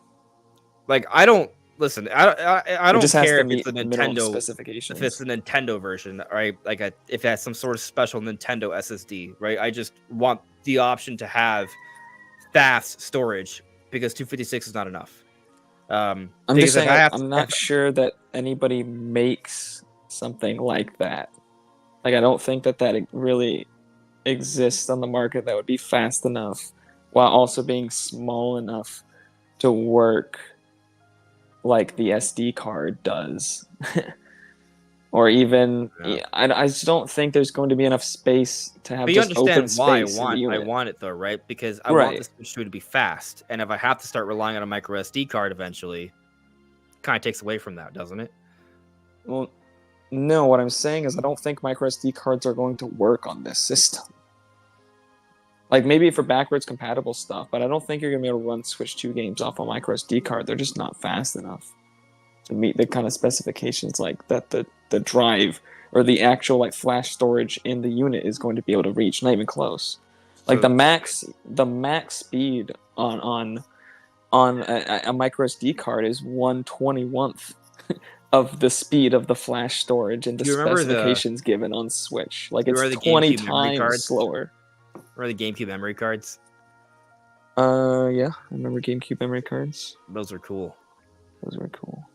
I mean, I like them because you could take the memory card, right, and essentially play your game on someone else's console. You know, um, that was nice. I mean, I wouldn't even mind like if the Switch 2 had like a whole divot where you just took something like that and shoved it in there. But Maybe. the prototype doesn't suggest that. Yeah, that's what I'm saying. Like Yeah, the renders don't suggest something like that. And even with the size increase, I don't think there's going to be enough extra space to fit a whole extra full size yeah, SSD or even a half and size SSD, honestly. So I feel like they're going to have to go with a proprietary solution. But maybe they have some competitors that start making those. we'll see. Like we see with the Xbox, they do proprietary ones, but they start allowing other companies to make them, so they're a little bit cheaper, but they're still like 2 or 3 times the price of storage like normally that you could slot into your PS5 and work fine. Mm.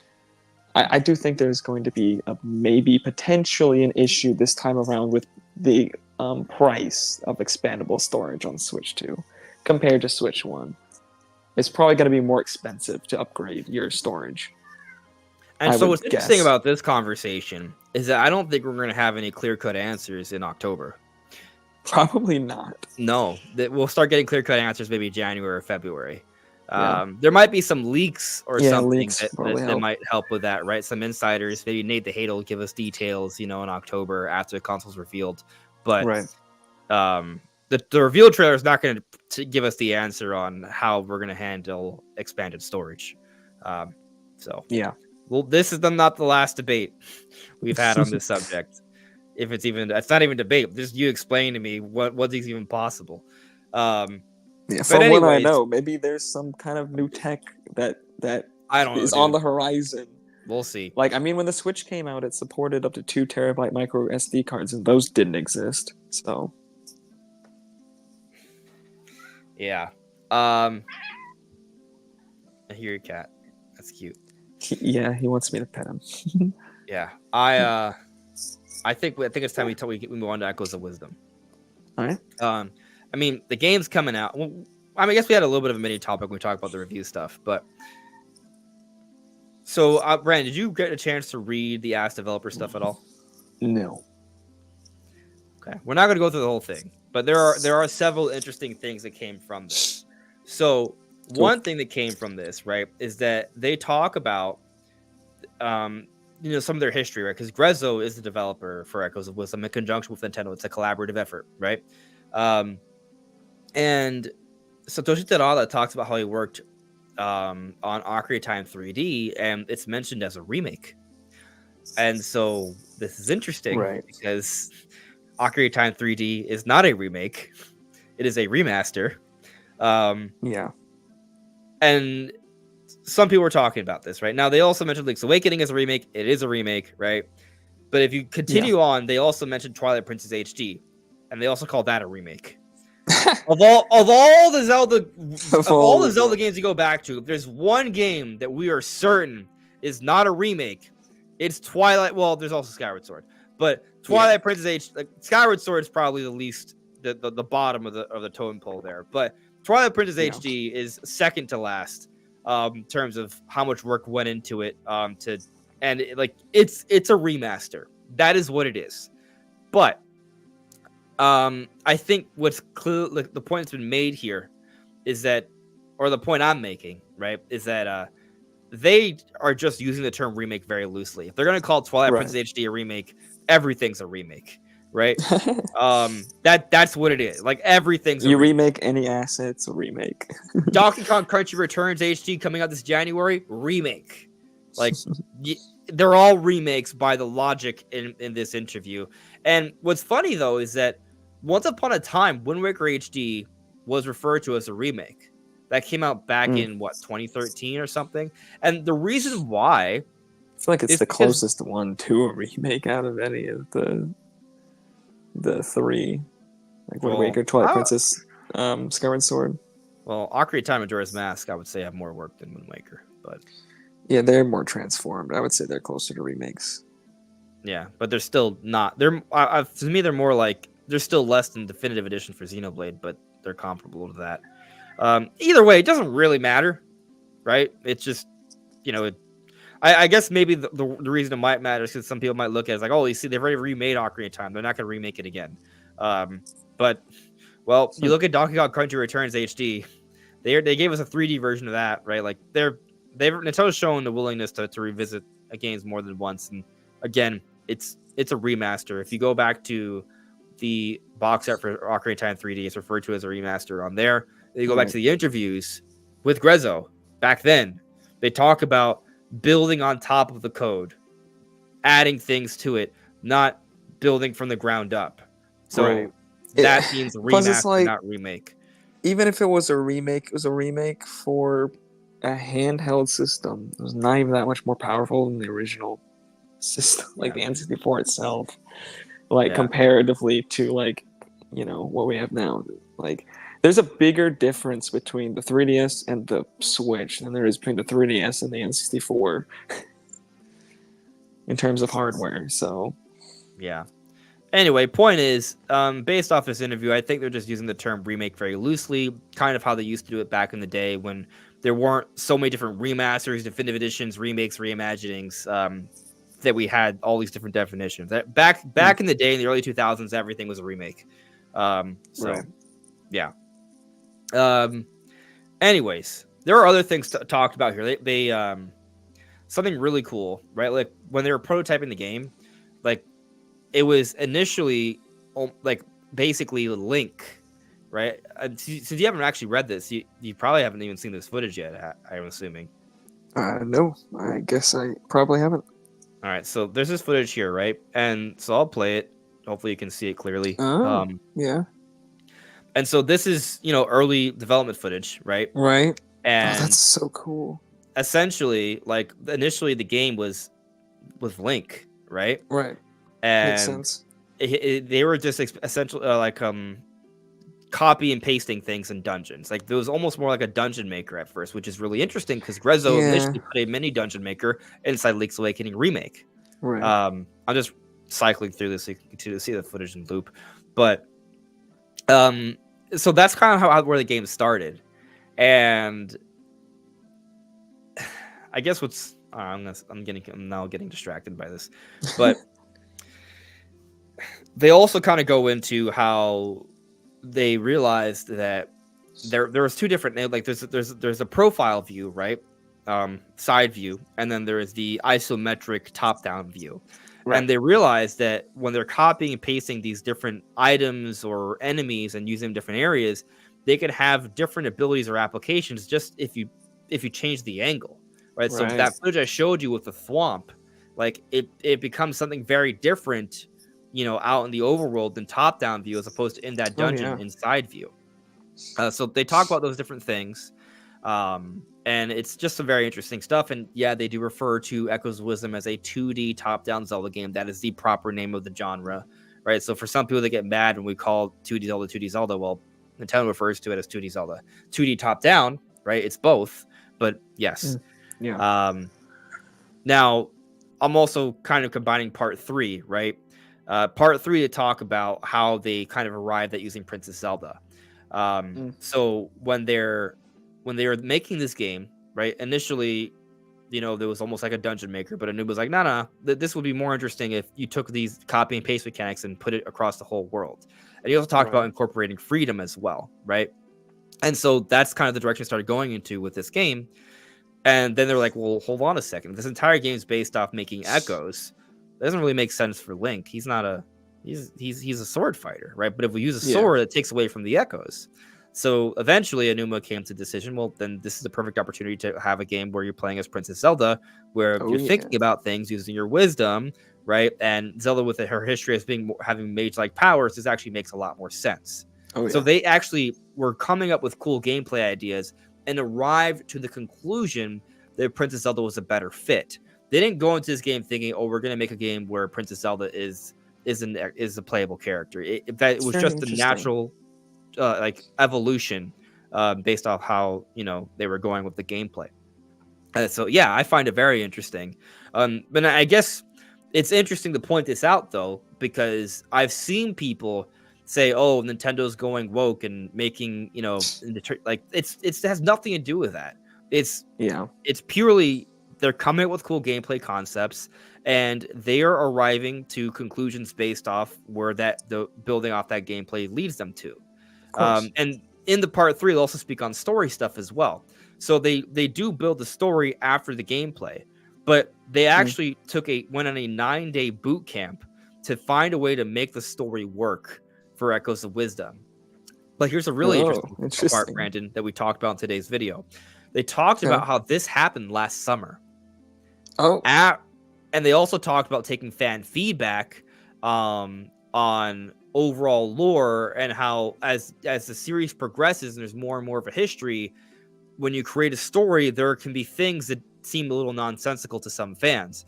So in the interview, Aonuma acknowledged criticisms that were very popular shortly after the release of Tears of the Kingdom. And this brainstorming happened right after the release of Tears of the Kingdom. Last summer is the period of time after Tears of the Kingdom came out. Tears of the Kingdom came out in May.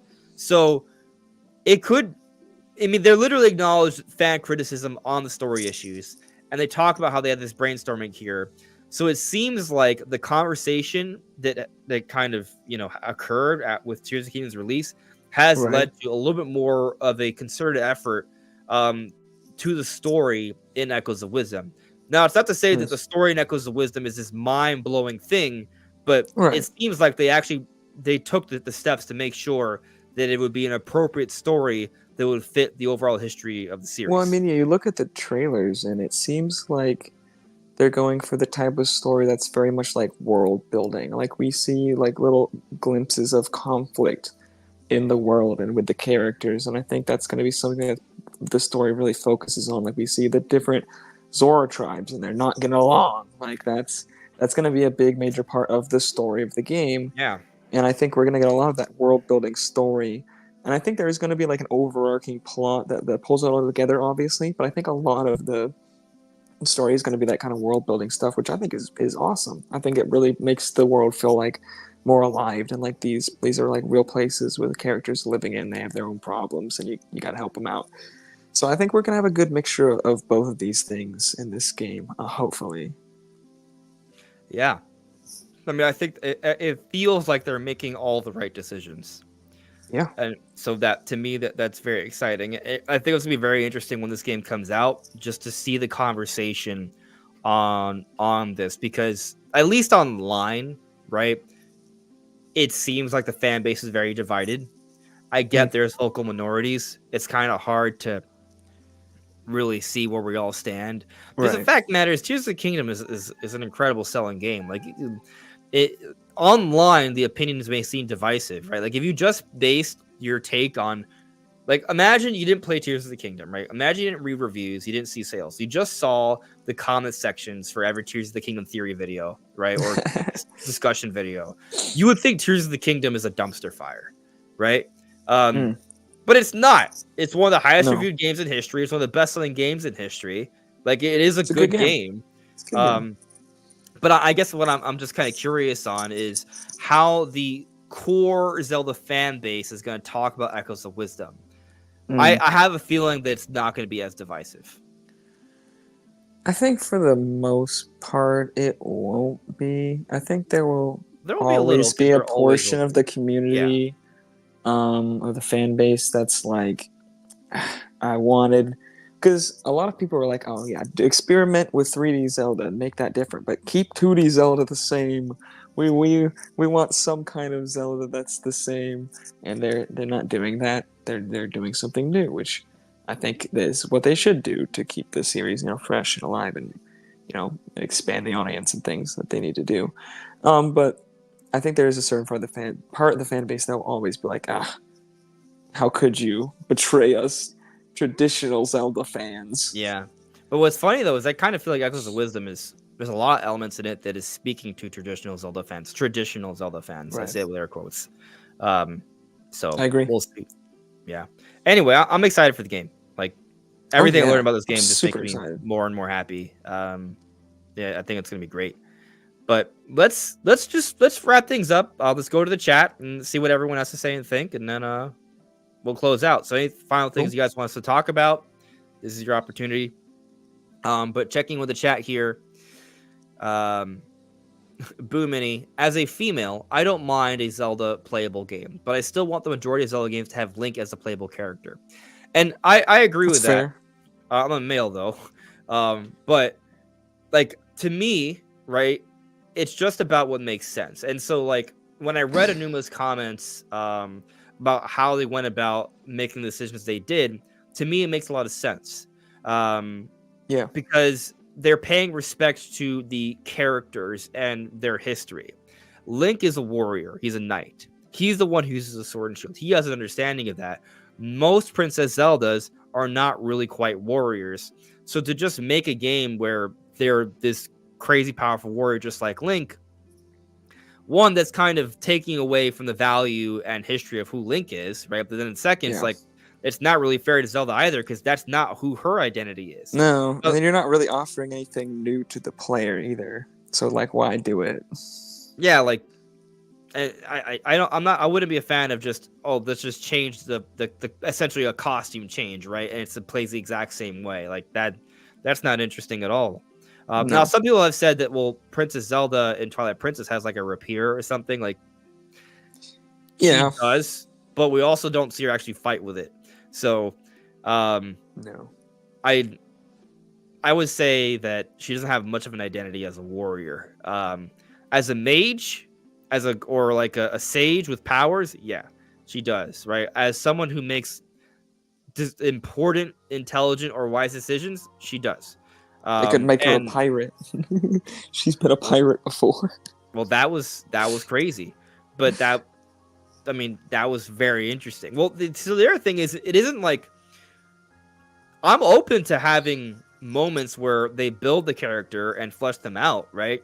Oh yeah. But let's let Link be Link and let Zelda be Zelda. Now Zelda can have her own, personality quirks and versions like Tetra, right? And the same can apply to Yeah. Link, right? Like Link hasn't always been a knight, right? Oh, and He's he's used just some forms of magic and stuff before. yeah, You get he's a been a magic meter farmer in different before. games. There have been Yeah, different farmer. Yeah. versions of Link with slightly different like backgrounds, and that's okay. I'm okay with the differences, but there are certain core concepts that sort of are a part of each version of Link and Zelda, and I think they should honor that, at least in terms of respecting the story. Um, that all said, like, I'm happy to play as Princess Zelda for a Zelda game. I agree that, like, if we were to step away from Link moving forward, I'd be disappointed. Because to me, the Link is Yeah. the overall main character of the series. I mean, yeah, But obviously. it depends though. And in this case of Echoes of Wisdom, I'm completely okay with it. It's its own thing. Very It's much, yeah. about the echoes, and I'm excited for that. I think getting mad at Echoes of Wisdom having playable Zelda would be like getting mad at Luigi's Mansion for existing. Like, how dare I wanted to please Mario, not rescue Mario. God, it's just I trash. mean, Luigi's Mansion has become its own series. I don't think Echoes of Wisdom is going to become its own. No, but I could Like, see them being different. Honestly, I could see them having Princess Zelda playable in another game.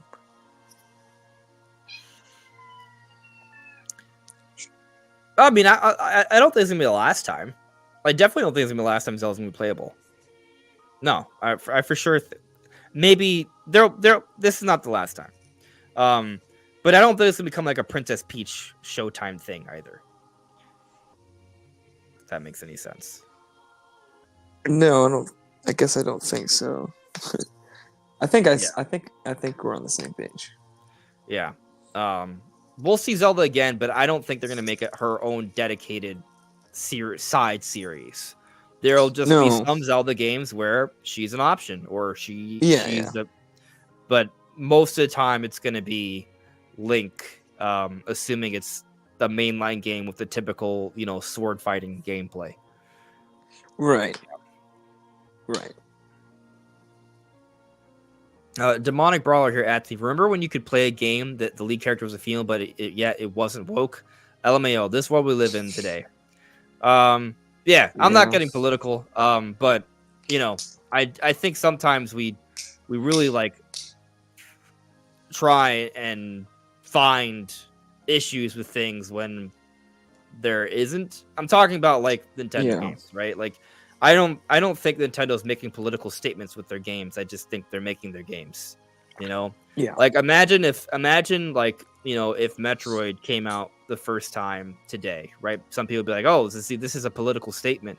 I mean, I guess in a way, Metroid was kind of a political statement back in the day, because people Yeah. would play the game, and they would have no idea it's a girl, and then they beat the game. They have this incredibly like badass adventure, and then they reveal that it's a girl, and they're like, "Whoa, that was a girl! That's crazy."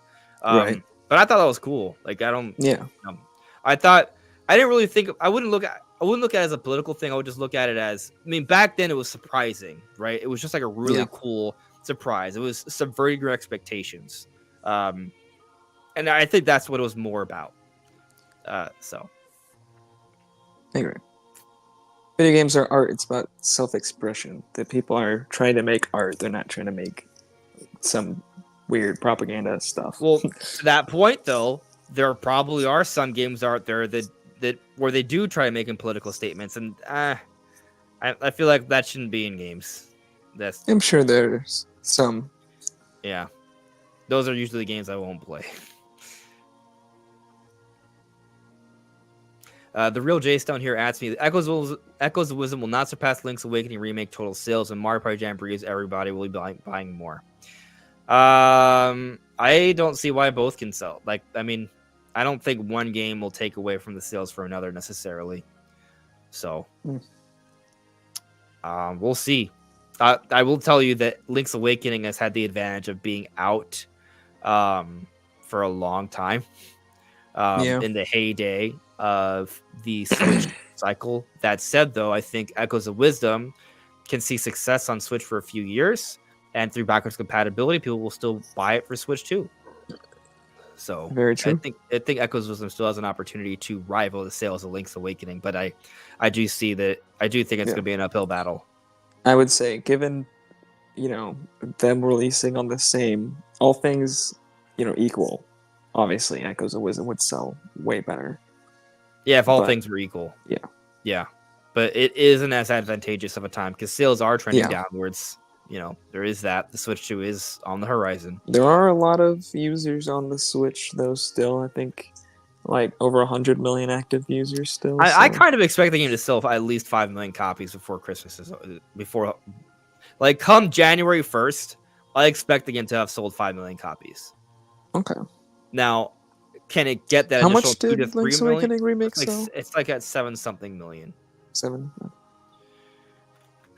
The thing is about Switch games, I do think this game has the potential to sell a lot better just because it is new. The remake was kind of like... Yeah. It's just a remake of a Game Boy game that a lot of people hadn't heard of. And I think the marketing for this is probably going to be bigger too. Just in general, I think people are going to care about this more. But we'll see. Yeah, it has a lot of things going against it as well. But I think it will. Yeah, I could definitely see 5 million by the end of the year. Yeah, just for the record, Link's Awakening remake has sold as of December 31st, 2022, 6.46 million. Okay. So I mean, I think Echoes of Wisdom will be right behind Awakening by the end of Christmas. I mean, by the end of this year. I could see Echoes of Wisdom eventually hitting 10 million. I could see that happening. I could see it. I'm just not sure on the legs. I'm just not sure on the legs. That's what I'm. Well, it's not like I don't think there's going to be like a no 2D Zelda game coming around the corner on Switch 2, right? So I guess it comes down to how Nintendo sets themselves up so people feel like, because the fact of the matter is, like, you look at like 3DS games, right, and the 3DS hardware, that was selling for a few years into the Switch cycle. Yeah. I'm not talking about production. I'm talking about just games being in the stores, right? And those high prices still being there. Like, there is still value. If Echoes of Wisdom is in that territory for the next 5 years, then I would say that it probably will hit 10 million or get close. So, we'll see.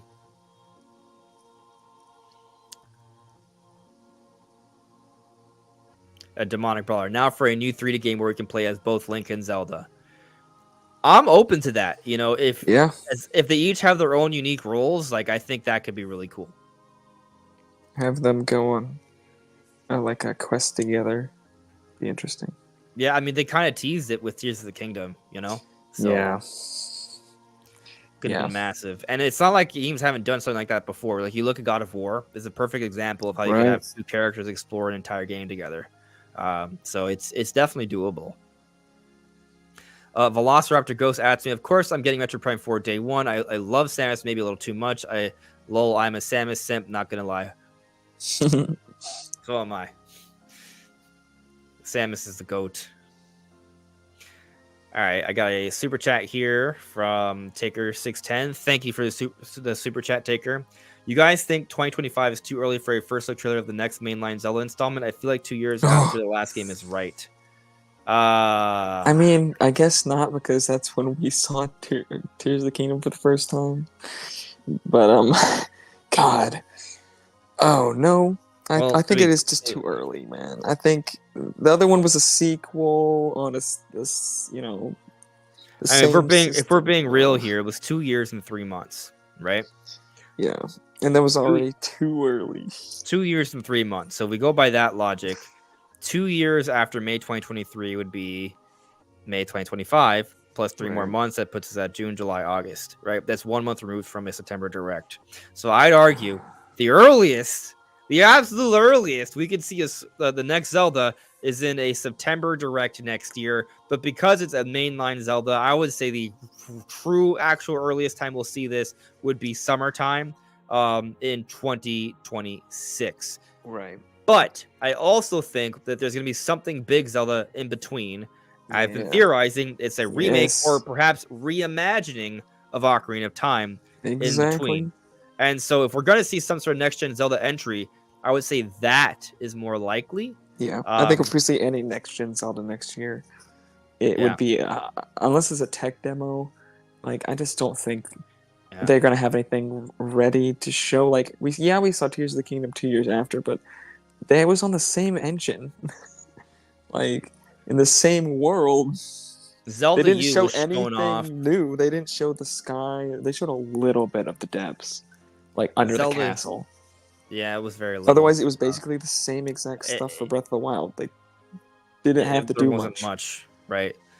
I feel like we had more to chew on with the. Well, I don't know, it's debatable, but the Zelda U first trailer from E3 2014. That's when they first gave us our first look at Breath of the Wild. Yeah. And Wii U came out holiday 2012. I would say that was a lot more to chew on in terms of like just because we didn't know much about the game at all. Like we saw that it was like this huge open world. You could go to the mountains. We saw the art style. We saw the flying grass. We saw the guardians. We saw the fire propagation. We saw a little bit of destruction. Things like we But the saw a other lot of thing is elements that is made the that- game what it was. And you mentioned this earlier, Brandon, but I just want to hone in on it. This next Zelda, we don't think is going to be a direct sequel. I think it's going to be its own new. It's going to be a new generation of Zelda. It's New going to have art its own art style, style, new story, different new Link. world. It might still technically be Hyrule, but yeah, it's exactly new Link. It's going to be an entirely new generation. And so that's going to take more time. So I would say 2026 at the earliest we get our first look at the next Zelda game, but because of potential remake or reimagining in between, I'd say we wait even longer. Yeah, I would. And then also we have the Zelda 2027 movie as well. Like there are different Zelda things that can kind of get us excited about before they're ready to start showing it off. Also, I don't think Nintendo wants to be in the scenario where they have us waiting 3 to 4 years for a Zelda game from the first look. I think it's happened several times, and so I'm not gonna say it won't happen again. Yeah. I'm still floored that they showed us the Zelda game in 2019 and it didn't come out until 2023, nearly 4 years later. That's terrible. I mean, actually, with Breath of the Wild, the Zelda U trailer, that first trailer, had a 2015 release date. Yep, holiday 2015. Game didn't come out till March 2017. Yep. So you could argue it's delayed by about a year and a half. Maybe a little bit, less than a year and a half, right? Like November to March isn't a whole half year. It's like, 4 months? And so it seems worse because it's from 2015 to 2017, but it's the end of 2015 to the beginning of 2017, we presume, right? So, a year and 4 month delay, which doesn't actually sound that bad when you think about it like that. Fair. But they had to delay it more than once because it was then delayed to 2016 and then delayed it again because of Switch. So. Yeah, I say 2027. That's when we see it. Yeah. If there is no remake or anything like that, then I do think they got to show us something else sooner, just so we know about it, right? Just so we have something, like from a marketing perspective, you want something ambitious Zelda that looks new early on, right? So if there's not some sort of remake, reimagining in the works, then they got to show something, and then have us scrambling and complaining and speculating on nothing for 4 years. Yes. Yeah. All right, but at least this time we'll have a new art style. Yeah. Velociraptor goes at me. I need to ask you this question. Do you think that the Ocarina of Time remake will be open world, or will they give the classic fans some respect and make it linear? To be honest with you, I feel like looking at Echoes of Wisdom, I think is going to be a good way to sort of gauge what they're going to do. And that may seem odd because it's a 2D top-down Zelda. How does that relate? I just think that from what we understand of the game, well, we don't understand everything yet, right? But there's been some signs of linearity, I guess, is Right. what I'm trying to get at, right? And so I don't think that if they revisit Ocarina of Time, it's going to be open world entirely. However, there is now this effort to include more freedom. So I think there's going to be a lot more things we'll be able to do in the world, and I think the gameplay will be expanded on. But I think the overall structure of the game will be similar to the original. Right. Maybe, I mean, the fact of the I matter think is, Ocarina of areas will Time, be bigger. Like I that would imagine be, places like Hyrule Field are going to be several times bigger, and then other places will be more, bigger or less, depending on the size. I don't think this is going to be an open world game. I think there's still going to be, as you said, like there's going to be a lot more stuff that you can do in different ways you can interact with the world and things. But I think it's still going to be a linear game. I mean, Ocarina of Time in itself isn't like a super strictly linear game. There are certain dungeons you can do in different orders and things. Maybe they'll go even maybe just, harder on that. yeah, loosen it up a little bit. Like maybe like you obviously maybe you have to do the first dungeon, the Deku Tree Right. first, right? Then maybe Yeah. you have the option between doing the Dongo's Cavern or Jabu Jabu's Belly, Yeah, right? I think that would make a lot of sense. There's no Um, real reason yeah. not to be able to do those in either order, And then story I wise. hope that they give us a light temple dungeon. I feel like that's Uh, missing.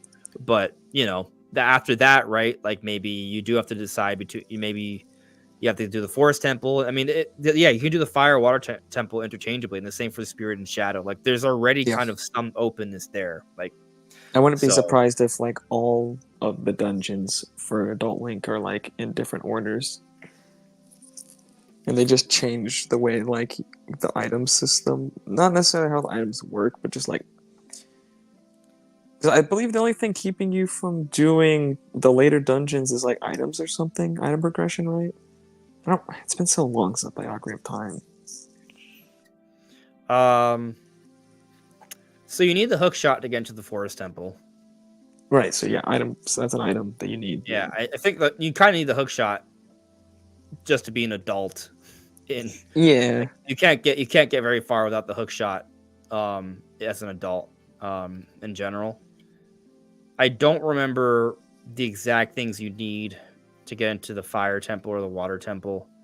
I guess you need fire or water tunic. So Right. But they could just have you be able to acquire these things out of order, I well, feel, you and then can. just let you You do them. can you can do the fire and water temple. You could do 10% of the fire temple, then go do 10% of the water temple and back and forth and vice versa. So Well, I know. I just mean like for any of the adult temples. I would even like it if like there's some level of freedom provided to the game that you can find ways to do, like for example, like you can do fire and water temple out of order, but what if there's a way you can find to do the forest temple? Like what if you could find a Well, way to that's get what to I'm the fire saying. temple Like, before the forest temple? Like, but that's introduced thanks to the additional level of freedom they incorporate into this game. right. Which, by the way, I feel like we That's are getting a exactly what I'm referring to. Yeah, that yeah. kind of I stuff. do just want to take a step back and say that I don't think this game is going to be like essentially a whole new Zelda game. No. So I do kind of think we're getting. I think they'll incorporate some extra level of freedom, but I don't know if it's going to be drastic to the point where it's essentially like they've just completely reinvented the game. Because the idea is this would be a No. stopgap, right? This wouldn't I be think the all game hands will on deck by the feel main very villain anymore. different, though. I think this will be a remake in the sense that, like, the physics of the game, like the controls, like, are going to be remade from the ground up. So, like, the way Link feels, the way you ride on your horse, and like things. I don't think it's going to be one to one with Ocarina of Time. I think it's going to be completely remade with modern sensibilities, which I think they're going to have to incorporate different changes. Like I think like riding on Epona is going to be a lot more fast and like interesting, more like it is like riding a horse in like Breath of the Wild or Tears of the Kingdom. So you're going to need more space to incorporate something like that. So, which is why I think something like Hyrule Field is going to be a lot bigger. I guess the other interesting Um, thing, let's say Ocarina of Time Remake comes out in 2026. Is it possible that Grezzo is a development team? No. Honestly, I don't think they'd have time, and I just don't think they're the developers that choose for this project.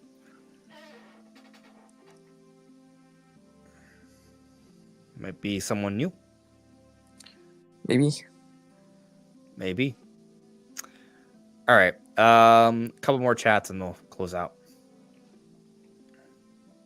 Boomini, why do you think Nintendo went with Link's Awakening art style for Echoes of Wisdom? So that's a good question. Just easier. That's good. Saves dev that. time. I kind of that. I also think that they look at Link's Awakening Echoes of Wisdom as part of the Switch generation of 2D top-down Zelda, and they look at Breath and Tears as a part of the Switch generation for open-air Zelda. And so that's the art style for this generation of Zelda, for both. And so going to Switch 2, I think they're going to come up with a new generation for both Zelda games, and they're going to each have their own unique art style.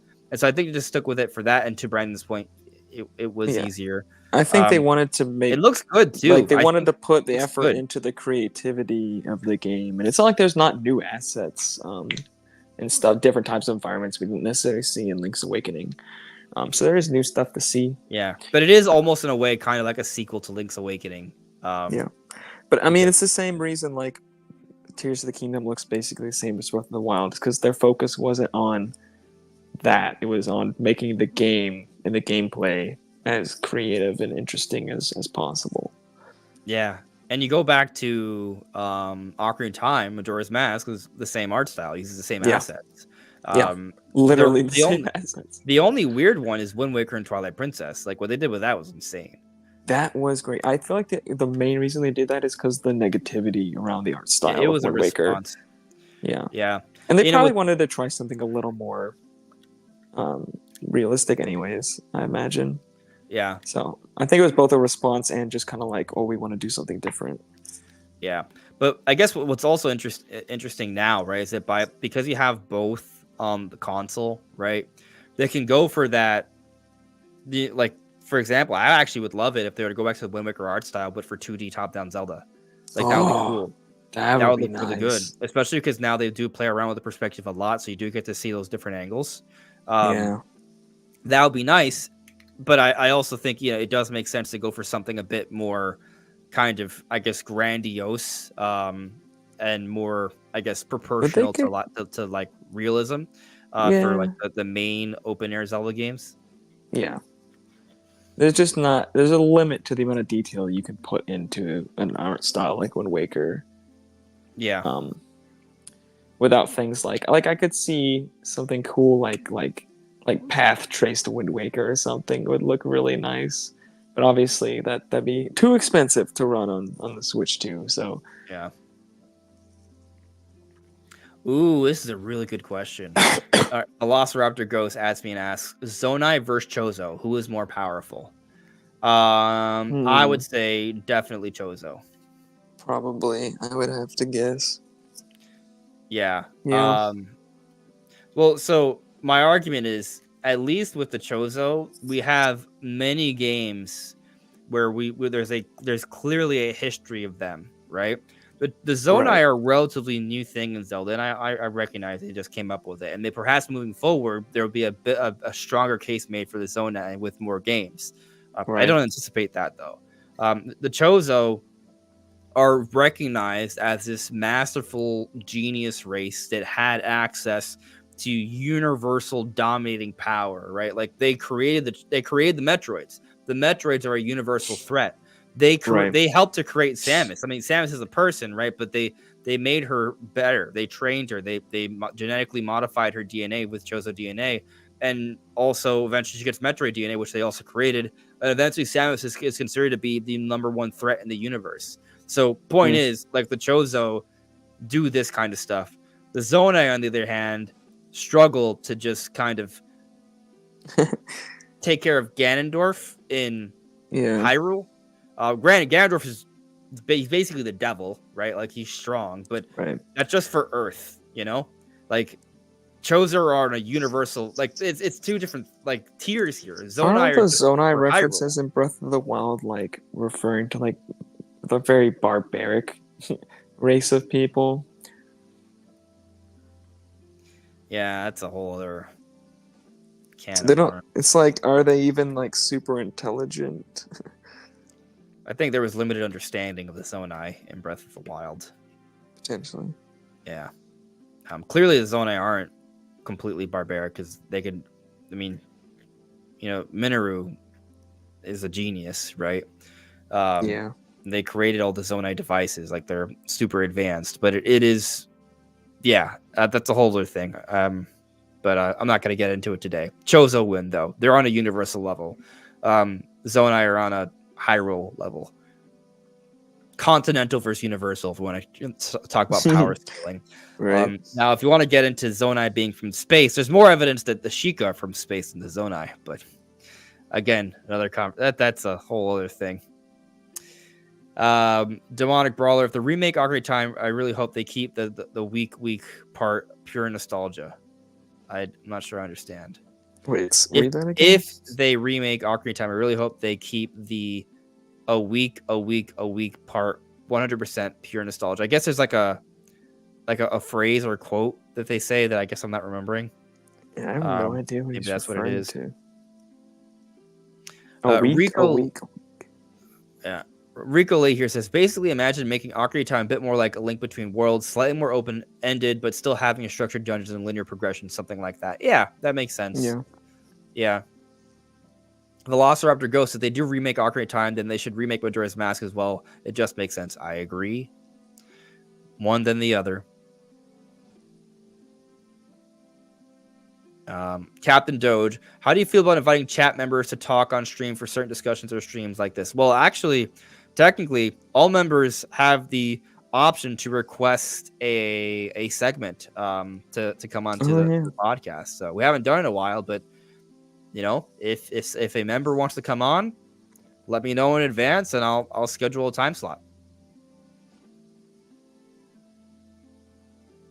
Oh, okay.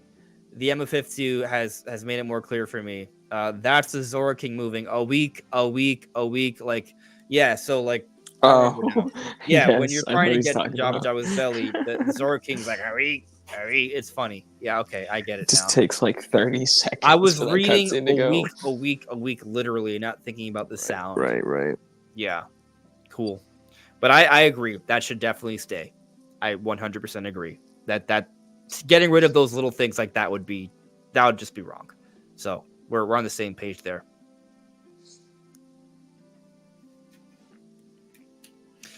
I love this.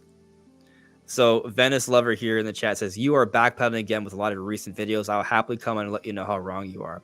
I would gladly let you come on, and I would love for you to present all the evidence. And I have full confidence that if you were to provide that evidence, I would show you with evidence, compellingly so, that you'd be very wrong and don't quite know what you're saying. But sure, go ahead, reach out to me. We'll schedule it. I would love to do it. And maybe you're right. I don't think you are, but go for it. Time. I'd love it. I would so love it. Yeah. But anyways, again, Venice Lover, you have all the opportunity. Prove it. Come on. Show me. Bring the evidence. Bring it. I encourage it.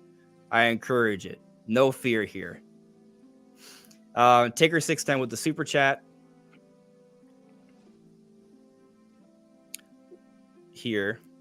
What's with female Zora and their affinity for Link? Yes. Well, I think in general, Link is just sought after by many. This is very true. Yeah. I think that's a simple answer. So, yeah. Anyway, I think we've reached the end to tonight's discussion. Is there anything else you want to say, Brandon? No, I think we're good. Cool. All right. Thank you, everyone, for coming by. It was a good night. I'll see you all really soon. Take care. Bye. Bye, guys.